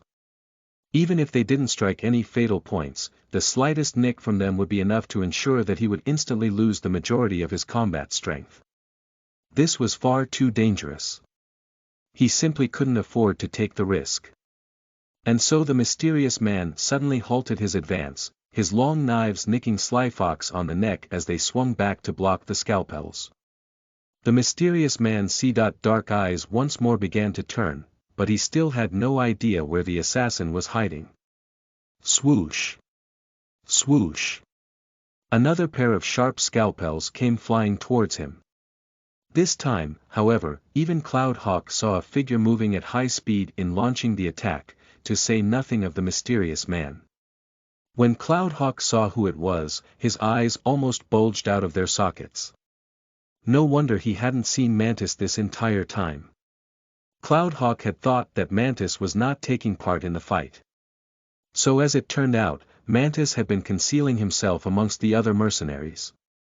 When he had been concealing himself, not even Cloudhawk had the slightest inkling that he was present. In fact, Cloudhawk hadn't even noticed that they numbered one more person than usual.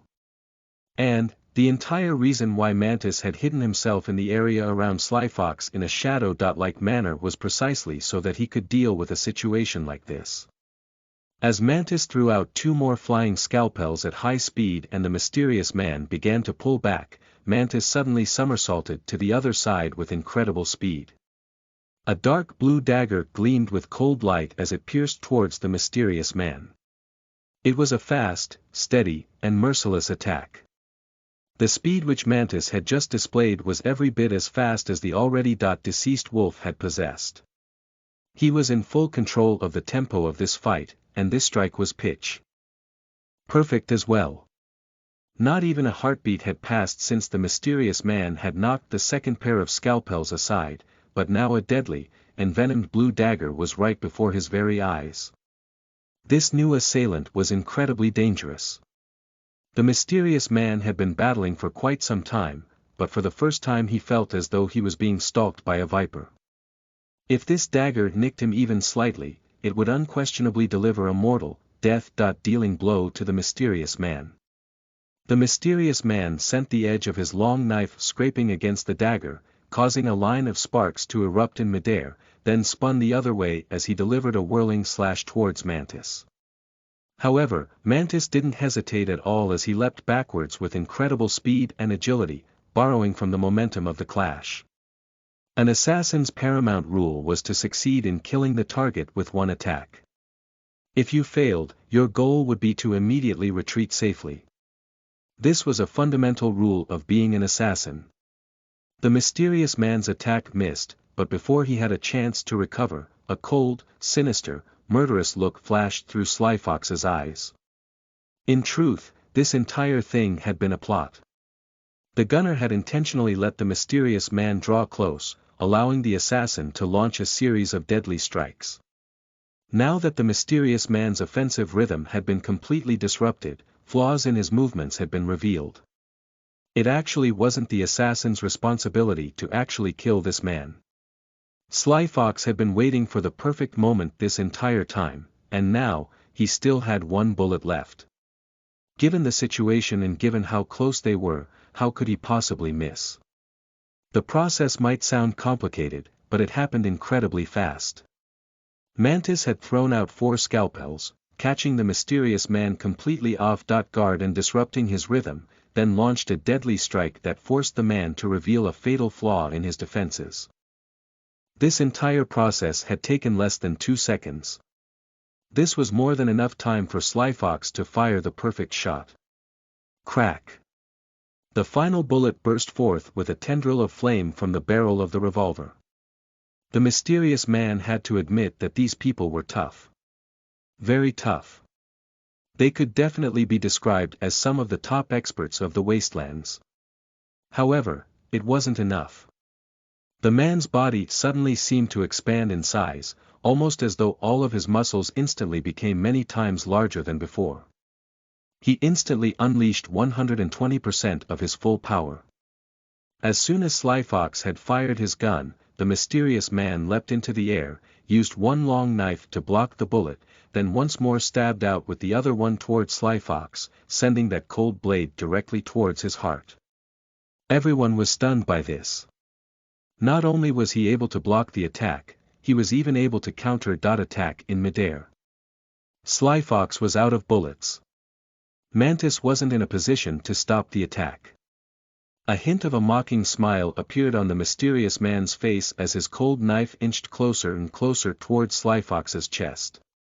He was about to finally kill this dangerous gunner, once and for all, but right at this moment, something happened which caught him completely off guard.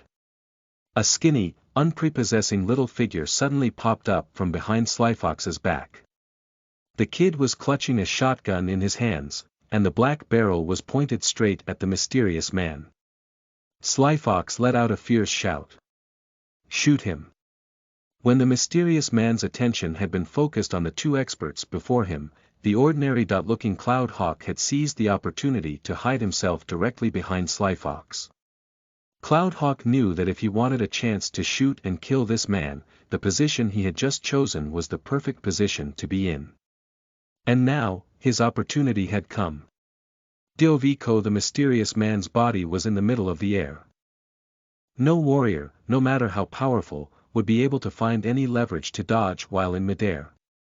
In addition, the two were extremely close to each other.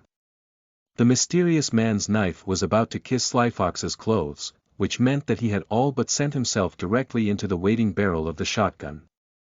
Cloudhawk pulled the trigger. Crack! Countless steel pellets blasted forth. A dispersed shotgun blast was difficult to dodge in any situation, much less in midair. The mysterious man's black cloak was completely torn to shreds as he himself was knocked 3 or 4 meters backwards from the force of the blow. He tumbled to the ground, rolling a few times before he came to a halt face down as streams of blood began to flow from his body. They had finished him.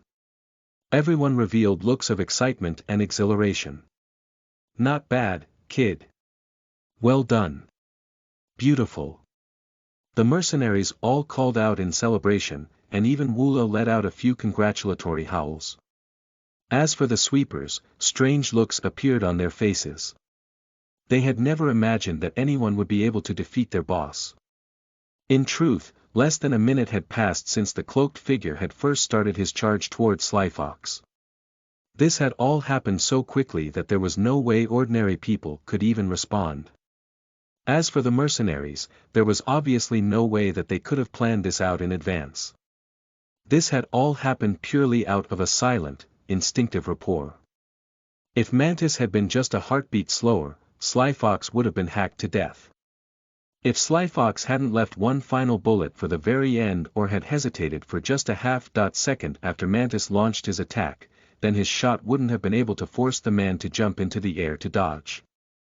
And if Cloudhawk had been just slightly slower in firing his shotgun, all of that previous effort would have gone to waste. Thankfully, all of them had worked together with smooth, perfect coordination. In the end, they had finally dealt with that dangerous enemy. Cloudhawk was panting furiously, his frayed nerves finally calming down. He could hardly believe what had just happened. Had the shot which killed the sweeper leader really come from his hands? This feeling of life and death being separated by a thread, this feeling was fucking awesome. But Slyfox and Mantis were completely composed. Mad Dog once praised your combat instincts as being excellent. For once, Slyfox said a few words of praise towards Cloudhawk. Seems like he was tellin' the truth. I'm just happy you didn't waste all of the hard work I put into training you. Hard work training me. You sonyafa-bitch. Cloudhawk was this close to cursing at the man.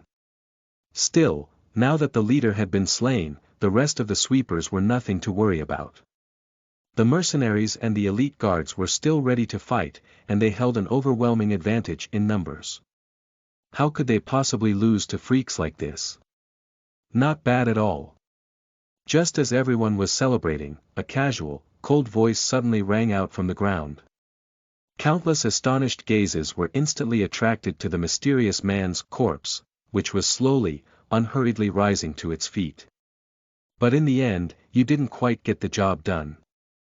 The 6 remaining man-eaters and dozens of thugs had already charged forwards, coming to a halt directly in front of their leader. As for the outpost forces, they withdrew as well. Both sides once more stared at each other from a short distance. This was absolutely bizarre. Cloudhawk had definitely hit the man head on.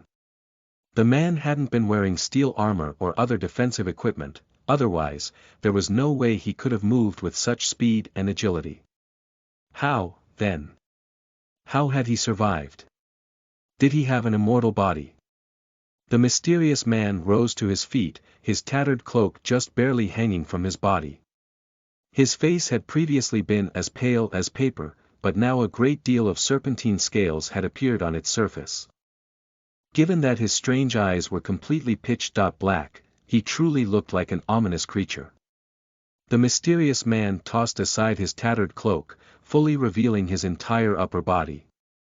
Although he wasn't as muscular as Mad Dog, his muscles were extremely toned and even, and they seemed to possess explosive, panther-like power. His skin, however, was almost abnormally pale, and his pale skin was completely covered with those slender scales that looked like the scales of a snake. The shotgun pellets had blasted a large wound into his chest, and dozens of those steel pellets had clearly bored deep into his body. And yet, although the wound was frightening to behold, it was actually nothing more than a superficial flesh wound. The muscles around the pellets flexed slightly, and one blood-stained pellet after another began to pop out and fall to the ground. Cloudhawk finally realized that this mutant scales served as a form of protection for him. He also had an extremely high level control metapower, and so had nearly perfect control over his power. As a result, as soon as the pellets blasted through his scales, he had immediately tightened the muscles locally around each pellet, ensuring that none of them were able to strike into his heart or his other important organs.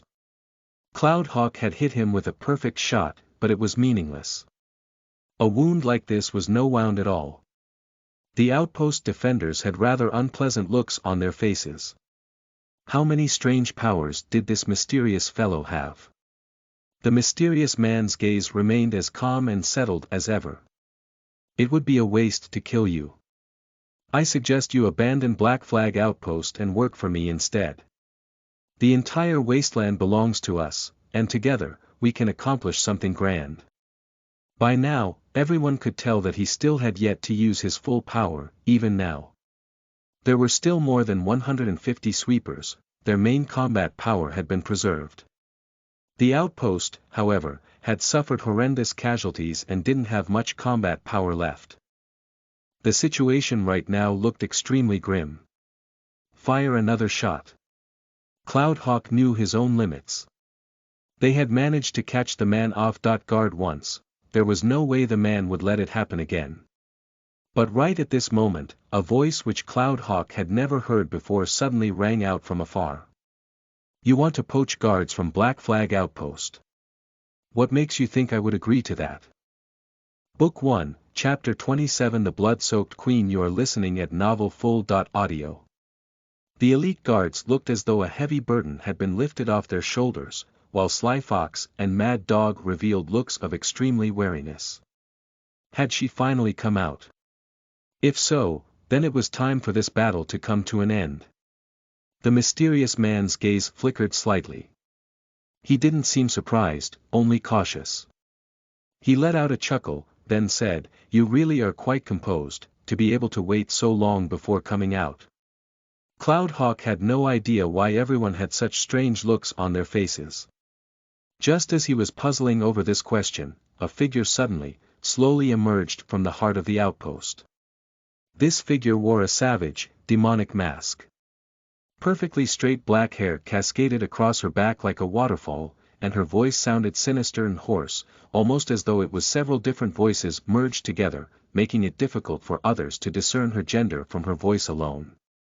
However, judging from her silhouette, she was definitely a woman, and one with a stupendous figure at that. Even though she was dressed in a long, loose cloak, everyone could still vaguely make out the form-fitting leather clothes she wore beneath the cloak. No one knew what type of leather it was, but it surely was no ordinary leather. The leather clothes covered virtually every part of her entire body, including her firm and rounded rear, her long slim legs, and her pert and ample bosom. It could be said that her form-fitting leather clothes put her perfect physique and feminine curves on full display. This woman was not carrying any weapons, wielding neither sword, knife, axe, nor staff. Nor did she wield long-ranged weaponry such as guns or bows. However, she wore a pair of extremely exquisite gloves on her hands that looked like they were formed from dark gold silk. The gloves were studded with something that looked like gemstones. In addition, she also wore on her neck a snow-white cross that looked like a decorative necklace. Although no one could see what she looked like or how old she was, an aura of iciness, arrogance, and skill radiated out from her in waves. When she entered the ranks of the defenders, not a single person dared to stand close to her, not even Sly Fox and the other elites. Cloudhawk couldn't help but ask, Who is this? Shut it, kid. Don't ask questions right now. Sly Fox gave him a hard glare. Just be a good boy, sit back, and watch the show. The sweeper leader began to chuckle. The commander of Black Flag Outpost, the blood-soaked queen, your reputation precedes you. The blood-soaked queen. The commander of the outpost. Cloudhawk finally remembered that the outpost had a leader. He had been told about her the first day he had arrived, but this leader was so mysterious and low-key that in the past month and a half Cloudhawk hadn't even heard any stories about her, to say nothing of meeting her. This made no sense though. What took her so long? Why did she wait for the outpost to be beaten into such a bad condition before she made her appearance? The mysterious, powerful leader of the sweeper battalion licked his lips, his tongue long and slender. He couldn't hide the look of frenzied lust in his eyes, and he was unable to maintain his earlier demeanor of calm. He was like a hunter who, after experiencing countless tribulations, had finally found his prey, or perhaps he was a treasure seeker who had finally found a great treasury after sailing through oceans and climbing through mountains. Excitement, exhilaration, nervousness, and other emotions filled his breast, causing his body to start to tremble. Once I kill you, I'll take control over this outpost. The blood-soaked queen's face was covered with that terrifying mask, preventing anyone from seeing the emotions on her face. Her two eyes, however, gleamed behind the mask with a look that was as sharp as a sword and even more piercing to the gaze than the rays of the rising sun. No need to put on pretenses in front of me. The blood-soaked queen's hoarse voice sounded like the shattering of glass, but a hint of rage could be heard within that sinister coldness. The rage didn't seem like a blazing inferno, rather, it was like smoldering coals that had long ago merged into her soul and become a part of her. I know who you are, and I know why you have come here. I also know who it is that stands behind you. So, let's cut the crap. I'll give you a chance. Come at me. The mysterious man's face stiffened momentarily, but then that look of wild excitement once more appeared in his eyes. Good. Good. Then I'll see for myself how powerful people who have come from that place are. The mysterious man, however, was not in a rush to attack. Instead, he gestured with his hand. The largest, most muscular man-eater acknowledged his order, then burst forth like a beast that had just been released from its shackles. The man-eater ran forward, his heavy footsteps pounding into the earth. The man-eater's great warhammer was covered with the crimson gore of the countless outpost guards he had slain, and he delivered a huge smashing blow straight at the queen. From the earth itself shook, and a storm of dust arose. From afar, Cloudhawk could see the warhammer miss and strike into the earth instead. Somehow, that brutal and savage attack had completely missed its target. Why? How? Had the man-eater gone blind? Obviously not. The queen leisurely strode forward, moving past the heavy warhammer. Her movement seemed slow, but in reality she was incredibly fast. The man-eater didn't even have a chance to raise the warhammer a second time before she was standing right in front of him. She gently placed her right hand against the heavy cuirass covering the man-eater's thick chest, and she gave him a loving stroke as though she was petting a cat. A vibration suddenly manifested. Cloudhawk was completely shocked by what he was seeing. He clearly could sense a strange thrumming sensation, almost like a guitar string being plucked, appear before him once more. He instantly turned to stare at the source of the sensation, only to find that it was actually coming from the queen's black gloves. Cloudhawk could sense the vibrations growing stronger and stronger. Some sort of energy was building up rapidly.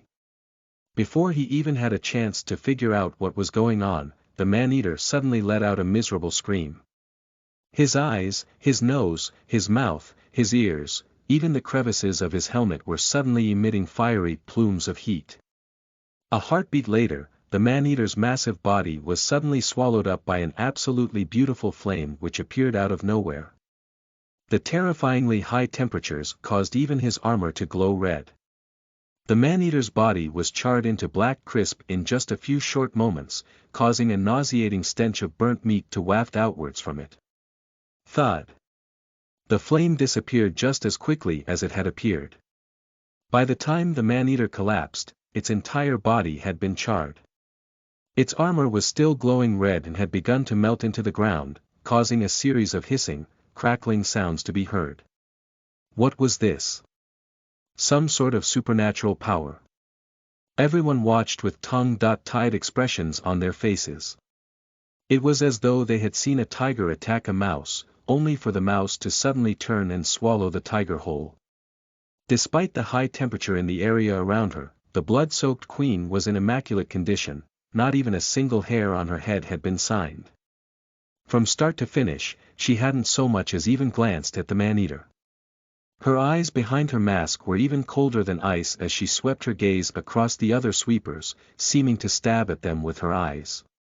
Looks of terror appeared on the faces of the sweepers, and they all took several steps back. The mysterious man visibly trembled as a look of slight fear appeared on his face. The eager look in his eyes, however, had not diminished in the slightest. He tossed away one of the long knives he had been holding, only to assume a two-handed grip with the other. So you really did come from that place? Is this the power you brought from there to the wastelands? The blood-soaked queen's voice was as hoarse and cold as ever. You aren't worthy of knowing the answer to that question. My patience has its limits. Make your move. The mysterious man knew that the difference in power between the two of them was enormous. He would only have one chance. Just one.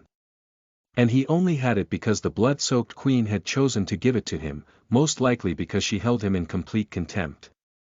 Even though he clearly knew how terrifying she was, he still wanted to give her a try, because he wanted to test out that inconceivable power in person. He suddenly moved, his accumulated power sending him forward like an arrow out of a bow. He was moving much faster than he had previously, and even his long knife seemed to quiver with anticipation, as though it could sense its master's determination and killing intent. He wasn't tall, nor was he very muscular, but when he charged forwards he was like an enormous behemoth that carried an irresistible, inexhaustible amount of power. This aura alone would be enough to terrify any of the powerful experts present, making it hard for them to even think about trying to take this strike head-on. 10 more meters. The mysterious man's face became increasingly berserk. It was as though the entire world had vanished, with only the masked woman remaining. He seemed to have focused all of his thoughts, all of his energy onto this unmoving, statue-like woman.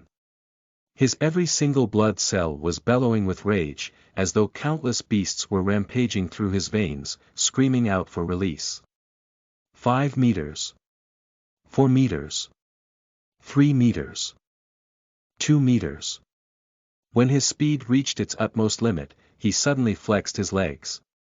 Every single cell in his body was quivering, and every single muscle was contracting.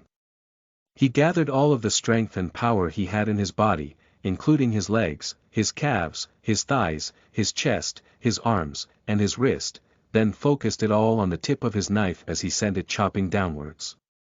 This was no longer a human being delivering a blow. This was a flying knife that had a human attached to it. The man was an extremely high-class control metahuman. In order to make his knife faster, sharper, and more powerful, he had caused every single cell in his body to surpass their normal limitations, forcing every single muscle to release every single scrap of power they had while holding nothing back. This was no ordinary strike. Absolutely everything had been poured into it, his strength, his momentum, his mental focus, his willpower, it had all been infused into this chop. The man had no other thoughts in his mind. He was like a dancer who had been enraptured by his own dance, losing himself within it as he drew out his mind and his very soul, then merged them into this strike. Nobody could stop his knife. Even steel would be sheared through like mud.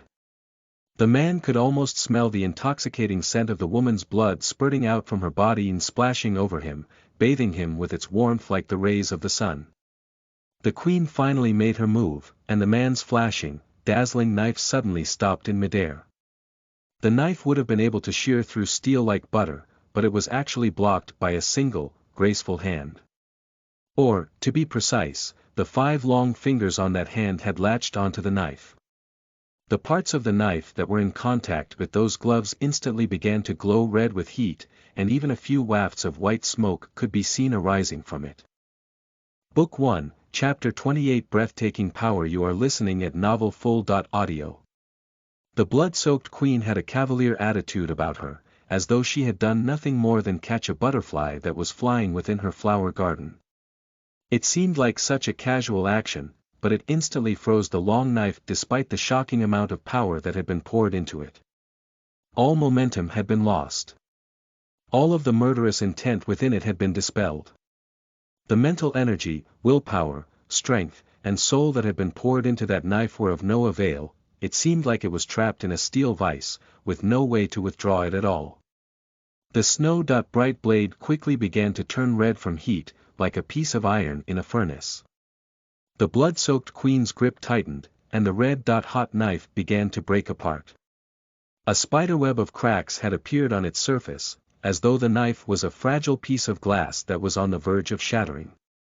You. The mysterious man's deep, hooded gaze was now filled with shock and awe. He was only able to get this single word out, because in the next instant a seal suddenly lit up on the queen's gloves as she unleashed an even greater amount of force through her palms. The knife exploded. A terrifying, beautiful ball of fire erupted between the two as the energy-filled knife blew up like a bomb that had been ignited. Countless metal shards sprayed in every direction. The mysterious man was blasted away by the force of the explosion, with his face, chest, and arms all punctured by the flying metal shards, while the blazing flames caused his entire body to be covered with horrendous burns. By the time he crashed down on the ground, he looked like a whole riddled rag doll that had been in a fire. Cloudhawk furiously rubbed at his eyes. What the hell had just happened? All he had seen was the mysterious man charge towards the queen. Moments later, there had been a sudden explosion. This had all happened far too quickly, and so he hadn't been able to make out all the details, but when the blood-soaked queen had made her move, Cloudhawk had sensed a ripple of power emerge. Such incredible power. The mysterious leader of the Sweeper Battalion was already a top-notch expert of the wastelands, but in the face of the blood-soaked queen he was absolutely nothing at all. He had just suffered a disastrous defeat. The mysterious man himself hadn't imagined that the difference in power between them would be so great. There was simply no way to bridge the chasm between the two of them. Moments later, a tendril of fear suddenly snaked its way out from the depths of his soul, then spread like wildfire throughout his mind. He only had one thought left: flee. He had been a fool. A complete fool. This woman was someone from that legendary place. Even his master was slightly wary of her. How could a mere wastelander like himself possibly contend against her? When Cloudhawk noticed that the man was about to flee, he immediately called out, "Hey, Commander. He's gonna run for it.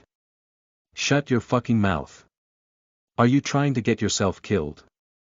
Slyfox immediately clamped his hands around Cloudhawk's mouth as beads of sweat appeared on his pudgy face. The power which the blood-soaked queen had just displayed caused him to feel a sense of terror as well. Don't you know how the blood-soaked queen got her nickname? Do you really think you're in a position to be given her orders? The blood-soaked queen had only been in the outpost for roughly a year, and for the vast majority of that time she was absent or hidden. And yet, her fame and prestige resoundingly eclipsed that of any captain. The Tartarus mercenaries were forced to humble themselves, while the members of the elite squad had all chosen to serve her and die for her. Why? Because of the overwhelming, crushing amount of power she possessed, as well as her absolutely cruel and dominating nature. Anyone who had lived in Black Flag Outpost for more than a year would never be able to forget that horrifying battle from roughly a year ago. The Queen was in no mood to pay any attention to trash like Cloudhawk, but she also completely ignored the terrified, fleeing Sweeper leader. She silently unclipped the cross from her necklace, then gently lifted it up with her two hands. Moments later, she did something which caused everyone to feel completely astonished. She went down to one knee. She clasped the cross tightly in her hands, and she began to pray softly in an extremely sincere, devout voice. O Almighty Gods of radiant light, I pray to thee with all my soul, with all my life, with all my heart. Please bestow your power upon thy child. This prayer was filled with such sincerity and piety, but when it came out in that hoarse, sinister voice it truly sounded strange to the extreme. The cross suddenly began to glow, and with each passing second it grew brighter and brighter. Cloudhawk's eyes were about to pop out of their sockets. What the hell is this? The blood-soaked queen rose to her feet once more, then lifted the glowing cross high into the air. She looked almost like a holy paladin lifting up a blade which cast out demons, and when she brought the sword down, the light completely disappeared into her palms, transforming into a blade-like arc of light that shot out dozens of meters, carving out a deep gouge in the earth as it shot off after the fleeing man. The light washed over him, and it cut through him as though he was just a piece of paper. His body was cut in half from his right shoulder to his left flank. Momentum carried the two halves of his body forward by 3 meters, with the flesh around his terrifying wounds having turned completely black, as though charred by fire. This was perhaps the reason why he didn't immediately die, and he struggled to claw forwards with his one remaining arm. A pair of boots appeared in front of him. He lifted up his head, only to see that woman once more, but the fear actually began to slowly vanish from his eyes. Now that he knew he was going to die, that look of wild fervor began to fill his gaze once more. I'm impressed, demon hunter. The blood-soaked queen asked coldly, where is he? The dying, bisected man began to roar with laughter, but his laughter sounded like the bleating of a dying mountain goat. The blood-soaked queen narrowed her eyes. She remained as cold and distant as ever, but her words were filled with menace. Where is he? Are you afraid? The dying man didn't seem to understand the situation he was in. He roared in a hoarse and brash voice, I'll never tell you. Keep living in fear and pain. You will never be able to get your revenge. You. But his voice suddenly cut off as a booted foot crushed his head into pulp. The queen turned towards the outpost warriors, her cloak fluttering in the air behind her. She seemed to move in a leisurely manner, but she actually moved with incredible speed. Moments later she vanished from everyone's field of vision, leaving behind only 3 words. Kill them all. The outpost warriors immediately let out excited roars and howls. This was the might of their commander, the commander of Black Flag Outpost. She was invincible, unfathomable, and unbelievable. This was the second time the queen had fought ever since she had taken over the outpost, and her power was absolutely stunning. Even creatures as foolish as the sweepers realized that with this powerful female guarding Black Flag Outpost, there was no chance at all for them to take this place over. For Black Flag Outpost. Kill them all. Grizzly led the warriors of Black Flag Outpost in an inexorable, unstoppable charge. Yet another frenzied and bloody battle erupted, but this time it was the sweepers who were driven to despair and cornered like animals. The two sides fought bitterly, as though possessed by bloodlust and driven mad by rage, but there was no doubt as to what the end result would be. Cloud Hawk, however, was focused on the queen's disappearing silhouette. There was no way she had won as easily as it had seemed. Cloud Hawk had noticed that after she had used that final dazzling attack, it seemed as though something inside her body had been completely wrung dry, almost like a reservoir that had lost all of its water. Although she looked as cold and powerful as before, she had already reached her limits. He could sense that the ripples emanating from within her body had dropped down to an incredibly weak level. Cloudhawk felt certain that if another powerful foe appeared, the queen would have no chance to fight back at all. She was clearly very powerful, clearly, she could have slain the sweeper leader with ease using a much less taxing attack. Why, then, had she taken on such a huge risk in expending all of her energy to kill him in such a manner? There was only one possible answer for this. She was putting on a false front, a show. Cloudhawk suspected that this attack against the outpost wasn't as simple as it seemed. The sweepers had probably been employed or driven to launch this attack, and it was likely that the person hiding behind them was the one who had created that sandstorm at the very beginning. This battle most likely had nothing to do with the sweepers or Black Flag outpost at all. Instead, it was a test, a little skirmish between two freaks who both possessed supernatural powers. Still, what mattered was that this brutal battle was about to come to an end, thanks to the defeat of the sweeper leader. The surviving sweepers finally began to flee, abandoning their vehicles, their mounts, their weapons, and their equipment. All of those things were being claimed by Black Flag Outpost as spoils of war, and the outpost guards and mercenaries were all excitedly surrounding and claiming various piles of items as their own. Everyone else is charging forwards to get their share of the spoils. Slyfox stared at Cloudhawk as though he was an idiot. But you don't seem interested at all. Do you have shit for brains?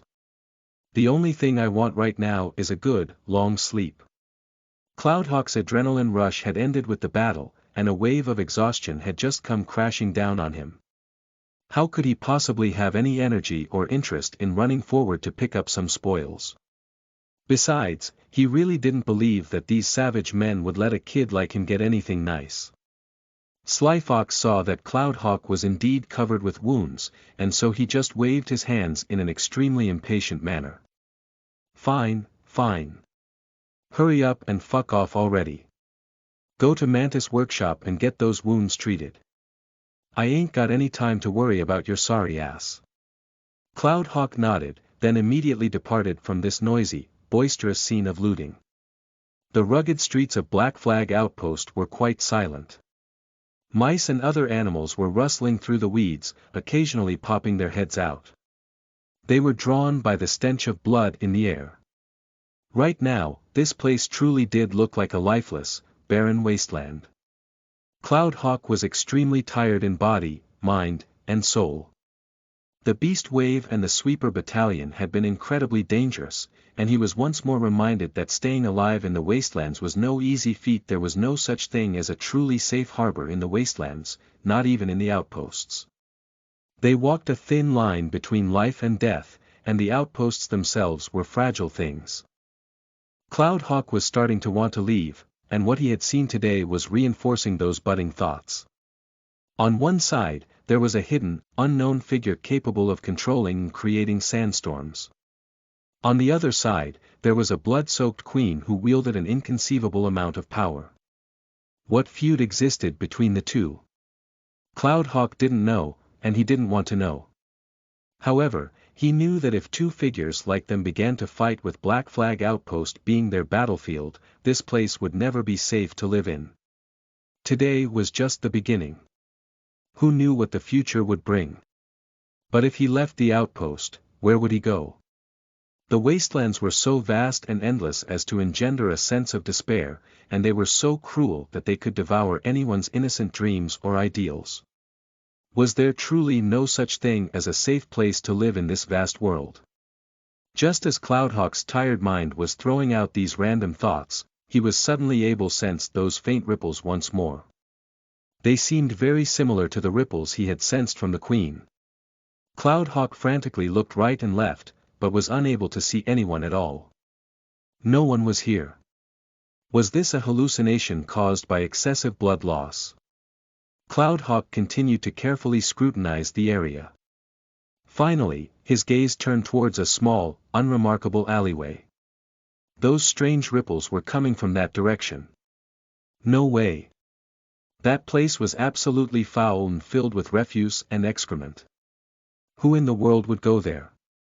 Cloudhawk wasn't certain what these ripples were, but felt certain that it wasn't just a hallucination. He decided to go over there and take a look, but when he did, he was badly startled by what he saw in front of him. There was a human silhouette within the alleyway. The person was seated on the ground, slumped against the wall.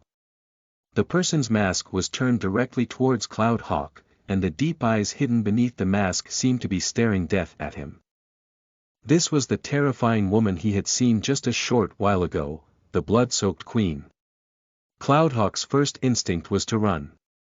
This freak of a woman had been able to crush man-eaters as easily as ants. To her, someone like Cloudhawk would be even less than an ant. But just as he took his first step to run, he suddenly halted. The queen's arms were resting on the ground, seemingly powerless, and a thin trickle of blood was actually streaming out from the edges of that savage mask.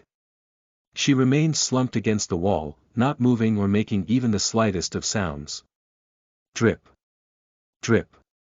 Drops of crimson blood landed on her clothes, staining them with a large, bloody patch. Was the queen dead? No way. Book 1, Chapter 29 The Queen's True Visage. You are listening at novelfull.audio. Cloudhawk stared at her for another long moment, then carefully crept forwards to take a closer look. The blood-soaked queen simply lay there, seeming completely lifeless. Blood continued to trickle out from underneath her mask, and she looked no different from a corpse. Just a few moments ago, she had invincibly swept through all opposition.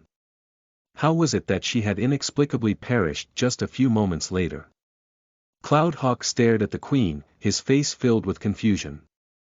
The savage mask was completely inscrutable, and nothing but darkness could be seen underneath the eye sockets of the mask. He couldn't see her eyes at all, but he still felt as though he was being stared at. He couldn't help but shiver. Cloudhawk's gaze slowly turned downwards, only to notice that her chest was slowly rising and falling by just the tiniest of amounts. The queen was still breathing. That meant she wasn't dead yet. What had happened? Had she suffered a serious injury which caused her to pass out on the spot? Cloudhawk felt certain that his guess was spot on. The queen probably had already been injured. She had forced herself to put on a strong front when she dealt with the sweeper leader, and the reason she immediately left in such a hurry was because she knew that she was on the verge of passing out. And yet, before she managed to return to her own residence, she passed out in this alleyway. All of this was simply inconceivable. The almighty, invincible commander of Black Flag Outpost, the blood-soaked queen, was lying here in the alleyway, completely helpless. Even someone as weak as Cloudhawk could do anything he pleased to her. If others discovered her or if word of her presence here spread, it would probably cause an enormous commotion. The spoils didn't take too long to divvy up. Some people were already beginning to return to their homes in the outpost. The blood-soaked queen was in a very dangerous position. There were assuredly many who were dissatisfied with her reign, and wastelanders were vicious and sly. There was no way they would give up such a golden opportunity. What was he to do? Should he simply ignore her and leave her to her fate? Cloudhawk's gaze paused for a few moments on her gloves and her cross. The minute vibrations emanating from them caused his heart to tremble as well. By now, it was all but confirmed that the blood-soaked queen's power came from those gloves and that cross. She was able to use that strange energy in her body to activate these unique items, giving birth to incredibly destructive forces. Cloudhawk reached up, clutching his stone necklace in his hands. This stone of his was definitely an extraordinary item, but he hadn't been able to find the proper way to use it. Cloudhawk couldn't help but wonder, was there some sort of a connection between the queen's special equipment and his stone? If he could learn her abilities, would he gain access to supernatural abilities like her? This prospect was incredibly enticing to him. Bet Odem the stone really hadn't done much during the past month. He was in desperate need of someone sufficiently knowledgeable who could teach him about it. No way. This is crazy dangerous. Her nickname is the Blood-Soaked Queen. That name alone proves that she's not exactly a nice person. Even Slyfox was extremely wary of her. Given how powerful this woman was, it was entirely possible that she would recover within minutes. If Cloudhawk decided to be a busybody, he could almost imagine what would happen. Perhaps it was best to leave. There was nothing more important than staying alive. She's neither family nor friend. None of my damn business if she lives or dies. Even if he did save the queen, she wouldn't necessarily show him any gratitude, and even if she was grateful, she wouldn't necessarily teach him her techniques. And even if she did teach him her techniques, they might not be useful in activating that special stone. The risks here were enormous. The more Cloudhawk thought about it, the more he felt it wasn't worth it. It was better to not get involved and to leave immediately. He had made up his mind, and he was going to leave immediately. If the Queen suddenly woke up and saw him lurking around here, she would probably wipe him out without a second thought. To her, it would probably be as easy as crushing a bug. But just as Cloudhawk turned to leave, he was suddenly arrested in his tracks. Wait a second. Cloudhawk suddenly thought back to those strange words the mysterious man had said.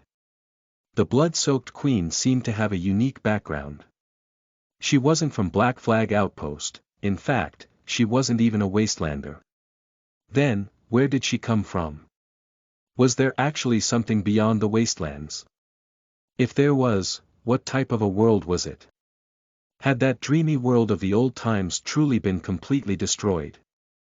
Ever since his earliest days, Cloudhawk's greatest dream was to leave the wastelands. Black Flag Outpost was nothing more than a temporary residence for him. Cloudhawk felt certain that he would leave this place, sooner or later, and embark on a journey through the wastes. If he continued to just remain here as a mercenary, he would be trapped in the wastelands for all his life. In the end he would die a meaningless death and turn into yet another wasteland's corpse, as he had in that dream. Saving this woman carried inherent risks, there was no question about that at all. But, there was no way he would have a second opportunity at this. Was he really going to give up his one and only chance? Cloudhawk felt as though his head was exploding. Countless conflicting thoughts were clashing in his head, smashing together like meteors and creating countless sparks. In the end, one desire blazed hotter and hotter, becoming so powerful that it completely overwhelmed all of his other worries. Fuck it. If I die, I die. Cloudhawk grabbed a piece of tattered cloth, covered the Queen with it, then lifted her onto his back. This woman was terrifyingly powerful, capable of stopping blades with her bare hands. But right now, she was so weak that she didn't seem to have so much as a single bone in her body.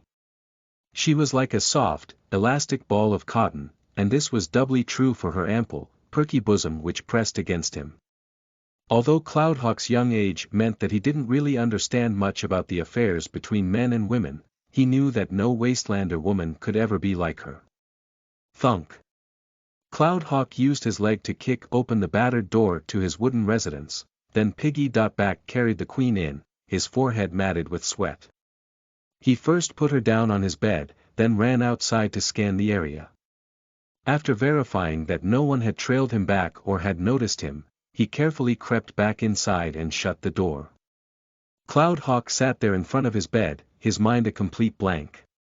He was still uneasy, and he didn't know if he had made the correct decision or not. The blood-soaked Queen was someone who cut down men like grass. Last year, she had killed the previous commander as soon as she arrived at Black Flag Outpost, then used absolutely bloody methods to wipe out any who dared oppose her rule. She had then established iron order upon the outpost, and no one who dared to violate her rules would be spared. She was like a chunk of cold iron, a cold-blooded tyrant. However, Cloudhawk hadn't experienced any of that himself, and so he didn't really truly know what she was like. But if Slyfox knew what he had just done, Slyfox would have been so furious that he unquestionably would have executed Cloudhawk with a single shot. Did the kid really think that the Queen would be grateful to him just because he had saved her? When she woke up, in order to preserve her image of invincibility and her rule, the very first thing she would do would be to get rid of this busybody kid. Honestly, he was probably the only person in the entire outpost who would make such a stupid decision. And it really was a stupid decision. Even Cloudhawk knew it, but he felt he had no choice. The allure of the outside world was simply too great for him. He desperately wanted to learn more about what lay outside the wastes. Can I become as strong as the Queen? Will my dreams end up as just that, empty dreams that will never be realized? Is there really a heaven that exists outside the wastelands, or is there nothing more than an even greater wasteland? Cloudhawk felt extremely nervous and restless. Not only was he worried about how the queen would react, he was worried about if his dream would vanish like a popped bubble. He wasn't satisfied with living an ant's life, with simply surviving one day at a time. He wanted to live, to truly live. He wouldn't give up any chance of that. Deep breaths, buddy. Deep breaths. Cloudhawk forced himself to calm down, then wiped his face and stood up. What sort of a face lay under that savage mask? An equally savage, hideous, and violent one. Did she look like a monster, with glaring fangs and a savage mien? But in this era and in this place, not even the most hideous, monstrous, and disgusting of faces would cause Cloudhawk to feel even a hint of surprise. Cloudhawk took a deep breath, summoning all his courage and tamping down the fear in his heart. He then reached out to lift the mask up, wanting to satisfy his curiosity, and he was thunderstruck by what he saw. Cloudhawk's eyes bulged out, and his entire face froze. He stared blankly at the face in front of him. Not even in his wildest dreams would he have imagined that a face like this was hidden behind that terrifying, savage mask. Willowy eyebrows, almond-shaped eyes, cherry-red lips, this was the epitome of classical beauty. The woman had a high nose, and a head of long and smooth black hair. She was tall and slender but had curves in all the right places. She truly had every single trait of Asian standards of beauty, and when you factored in her absolutely alabaster white skin, she truly was flawless and without blemish. The demonic blood-soaked queen, who the members of Black Flag Outpost venerated like a god, had the youthful face of a 17 or 18-year-old girl. Her eyes were tightly shut, her long eyelashes were fluttering slightly, and she was wincing slightly as though she was in pain. Even the most hard-hearted of men would feel a desire to protect and cherish her. This maiden was several years older than Cloudhawk, but Cloudhawk had never seen anyone as beautiful as her. She couldn't even be spoken of in the same breath as the ugly, coarse humans of the wastelands. She truly was like an angel that had fallen from the heavens. No one would ever conflate the merciless, murderous blood-soaked queen with this statuesque, jade-like beauty. This world really was a crazy place. Cloudhawk grabbed a towel, then used it to help clean her blood-stained face. He moved with the utmost of caution and care, as though he was cleansing a priceless work of art. The queen's beautiful crimson lips trembled a few times, and a wince of pain once more appeared on her surpassingly beautiful features. Cloudhawk hurriedly went to find some water, bringing it to the queen's lips. The queen gulped down water in large mouthfuls before the anguished look on her face slowly relaxed, but she still did not wake up. Cloudhawk removed the gloves from her hands. As he did so, he sensed a strange type of power tremble through them. These gloves clearly were no ordinary gloves, otherwise, how could they possibly have allowed her to block that world-shattering knife strike with them? With the gloves gone, a bloody scar was now visible within the queen's right hand. Her fair, tender skin had been cut open. It seemed as though using her hand to block that strike hadn't been as simple as it had appeared. Cloudhawk ran over to Mantis' workshop, grabbed some medicine, bandages, and tools, then ran back and helped bind the queen's wounds in a simple manner. But her wounds definitely weren't limited to the external ones he could see. She had definitely suffered heavier injuries than he had imagined, and she had been unconscious for much longer than he had expected. Thankfully, he had brought her back. Otherwise, she definitely would have been discovered in that alleyway by someone else. There was a limit to what Cloudhawk could do. Right now, her life was in her own hands. As Cloudhawk sat down to relax, he couldn't help but turn to look at the queen's chest. It was virtually impossible for Wastelander women to have such a voluptuous figure, simply because there wasn't enough food for most of them. However, the young Cloudhawk wasn't really interested in her chest, nor did he have any evil designs on her. What really attracted his attention was that white cross. Now that was a truly powerful item. The queen had used it to chop the sweeper leader in half. Cloudhawk reached out towards it, wanting to take a closer look at it, but right at that moment, the Queen's tightly shut eyes suddenly opened. Oh, shit. Cloudhawk was caught completely off guard. His hand was right over the Queen's chest, and it was far too late for him to draw back. Fast. Incomprehensibly fast.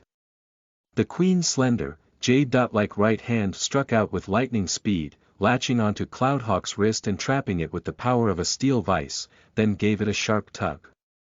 Ow ow ow ow. Cloudhawk didn't even have a chance to cry out before his head was sent smashing straight into the headboard. An icy aura instantly filled the entire room as though a blizzard had suddenly descended upon it as waves of undisguised, murderous rage seemed to crash down upon Cloudhawk.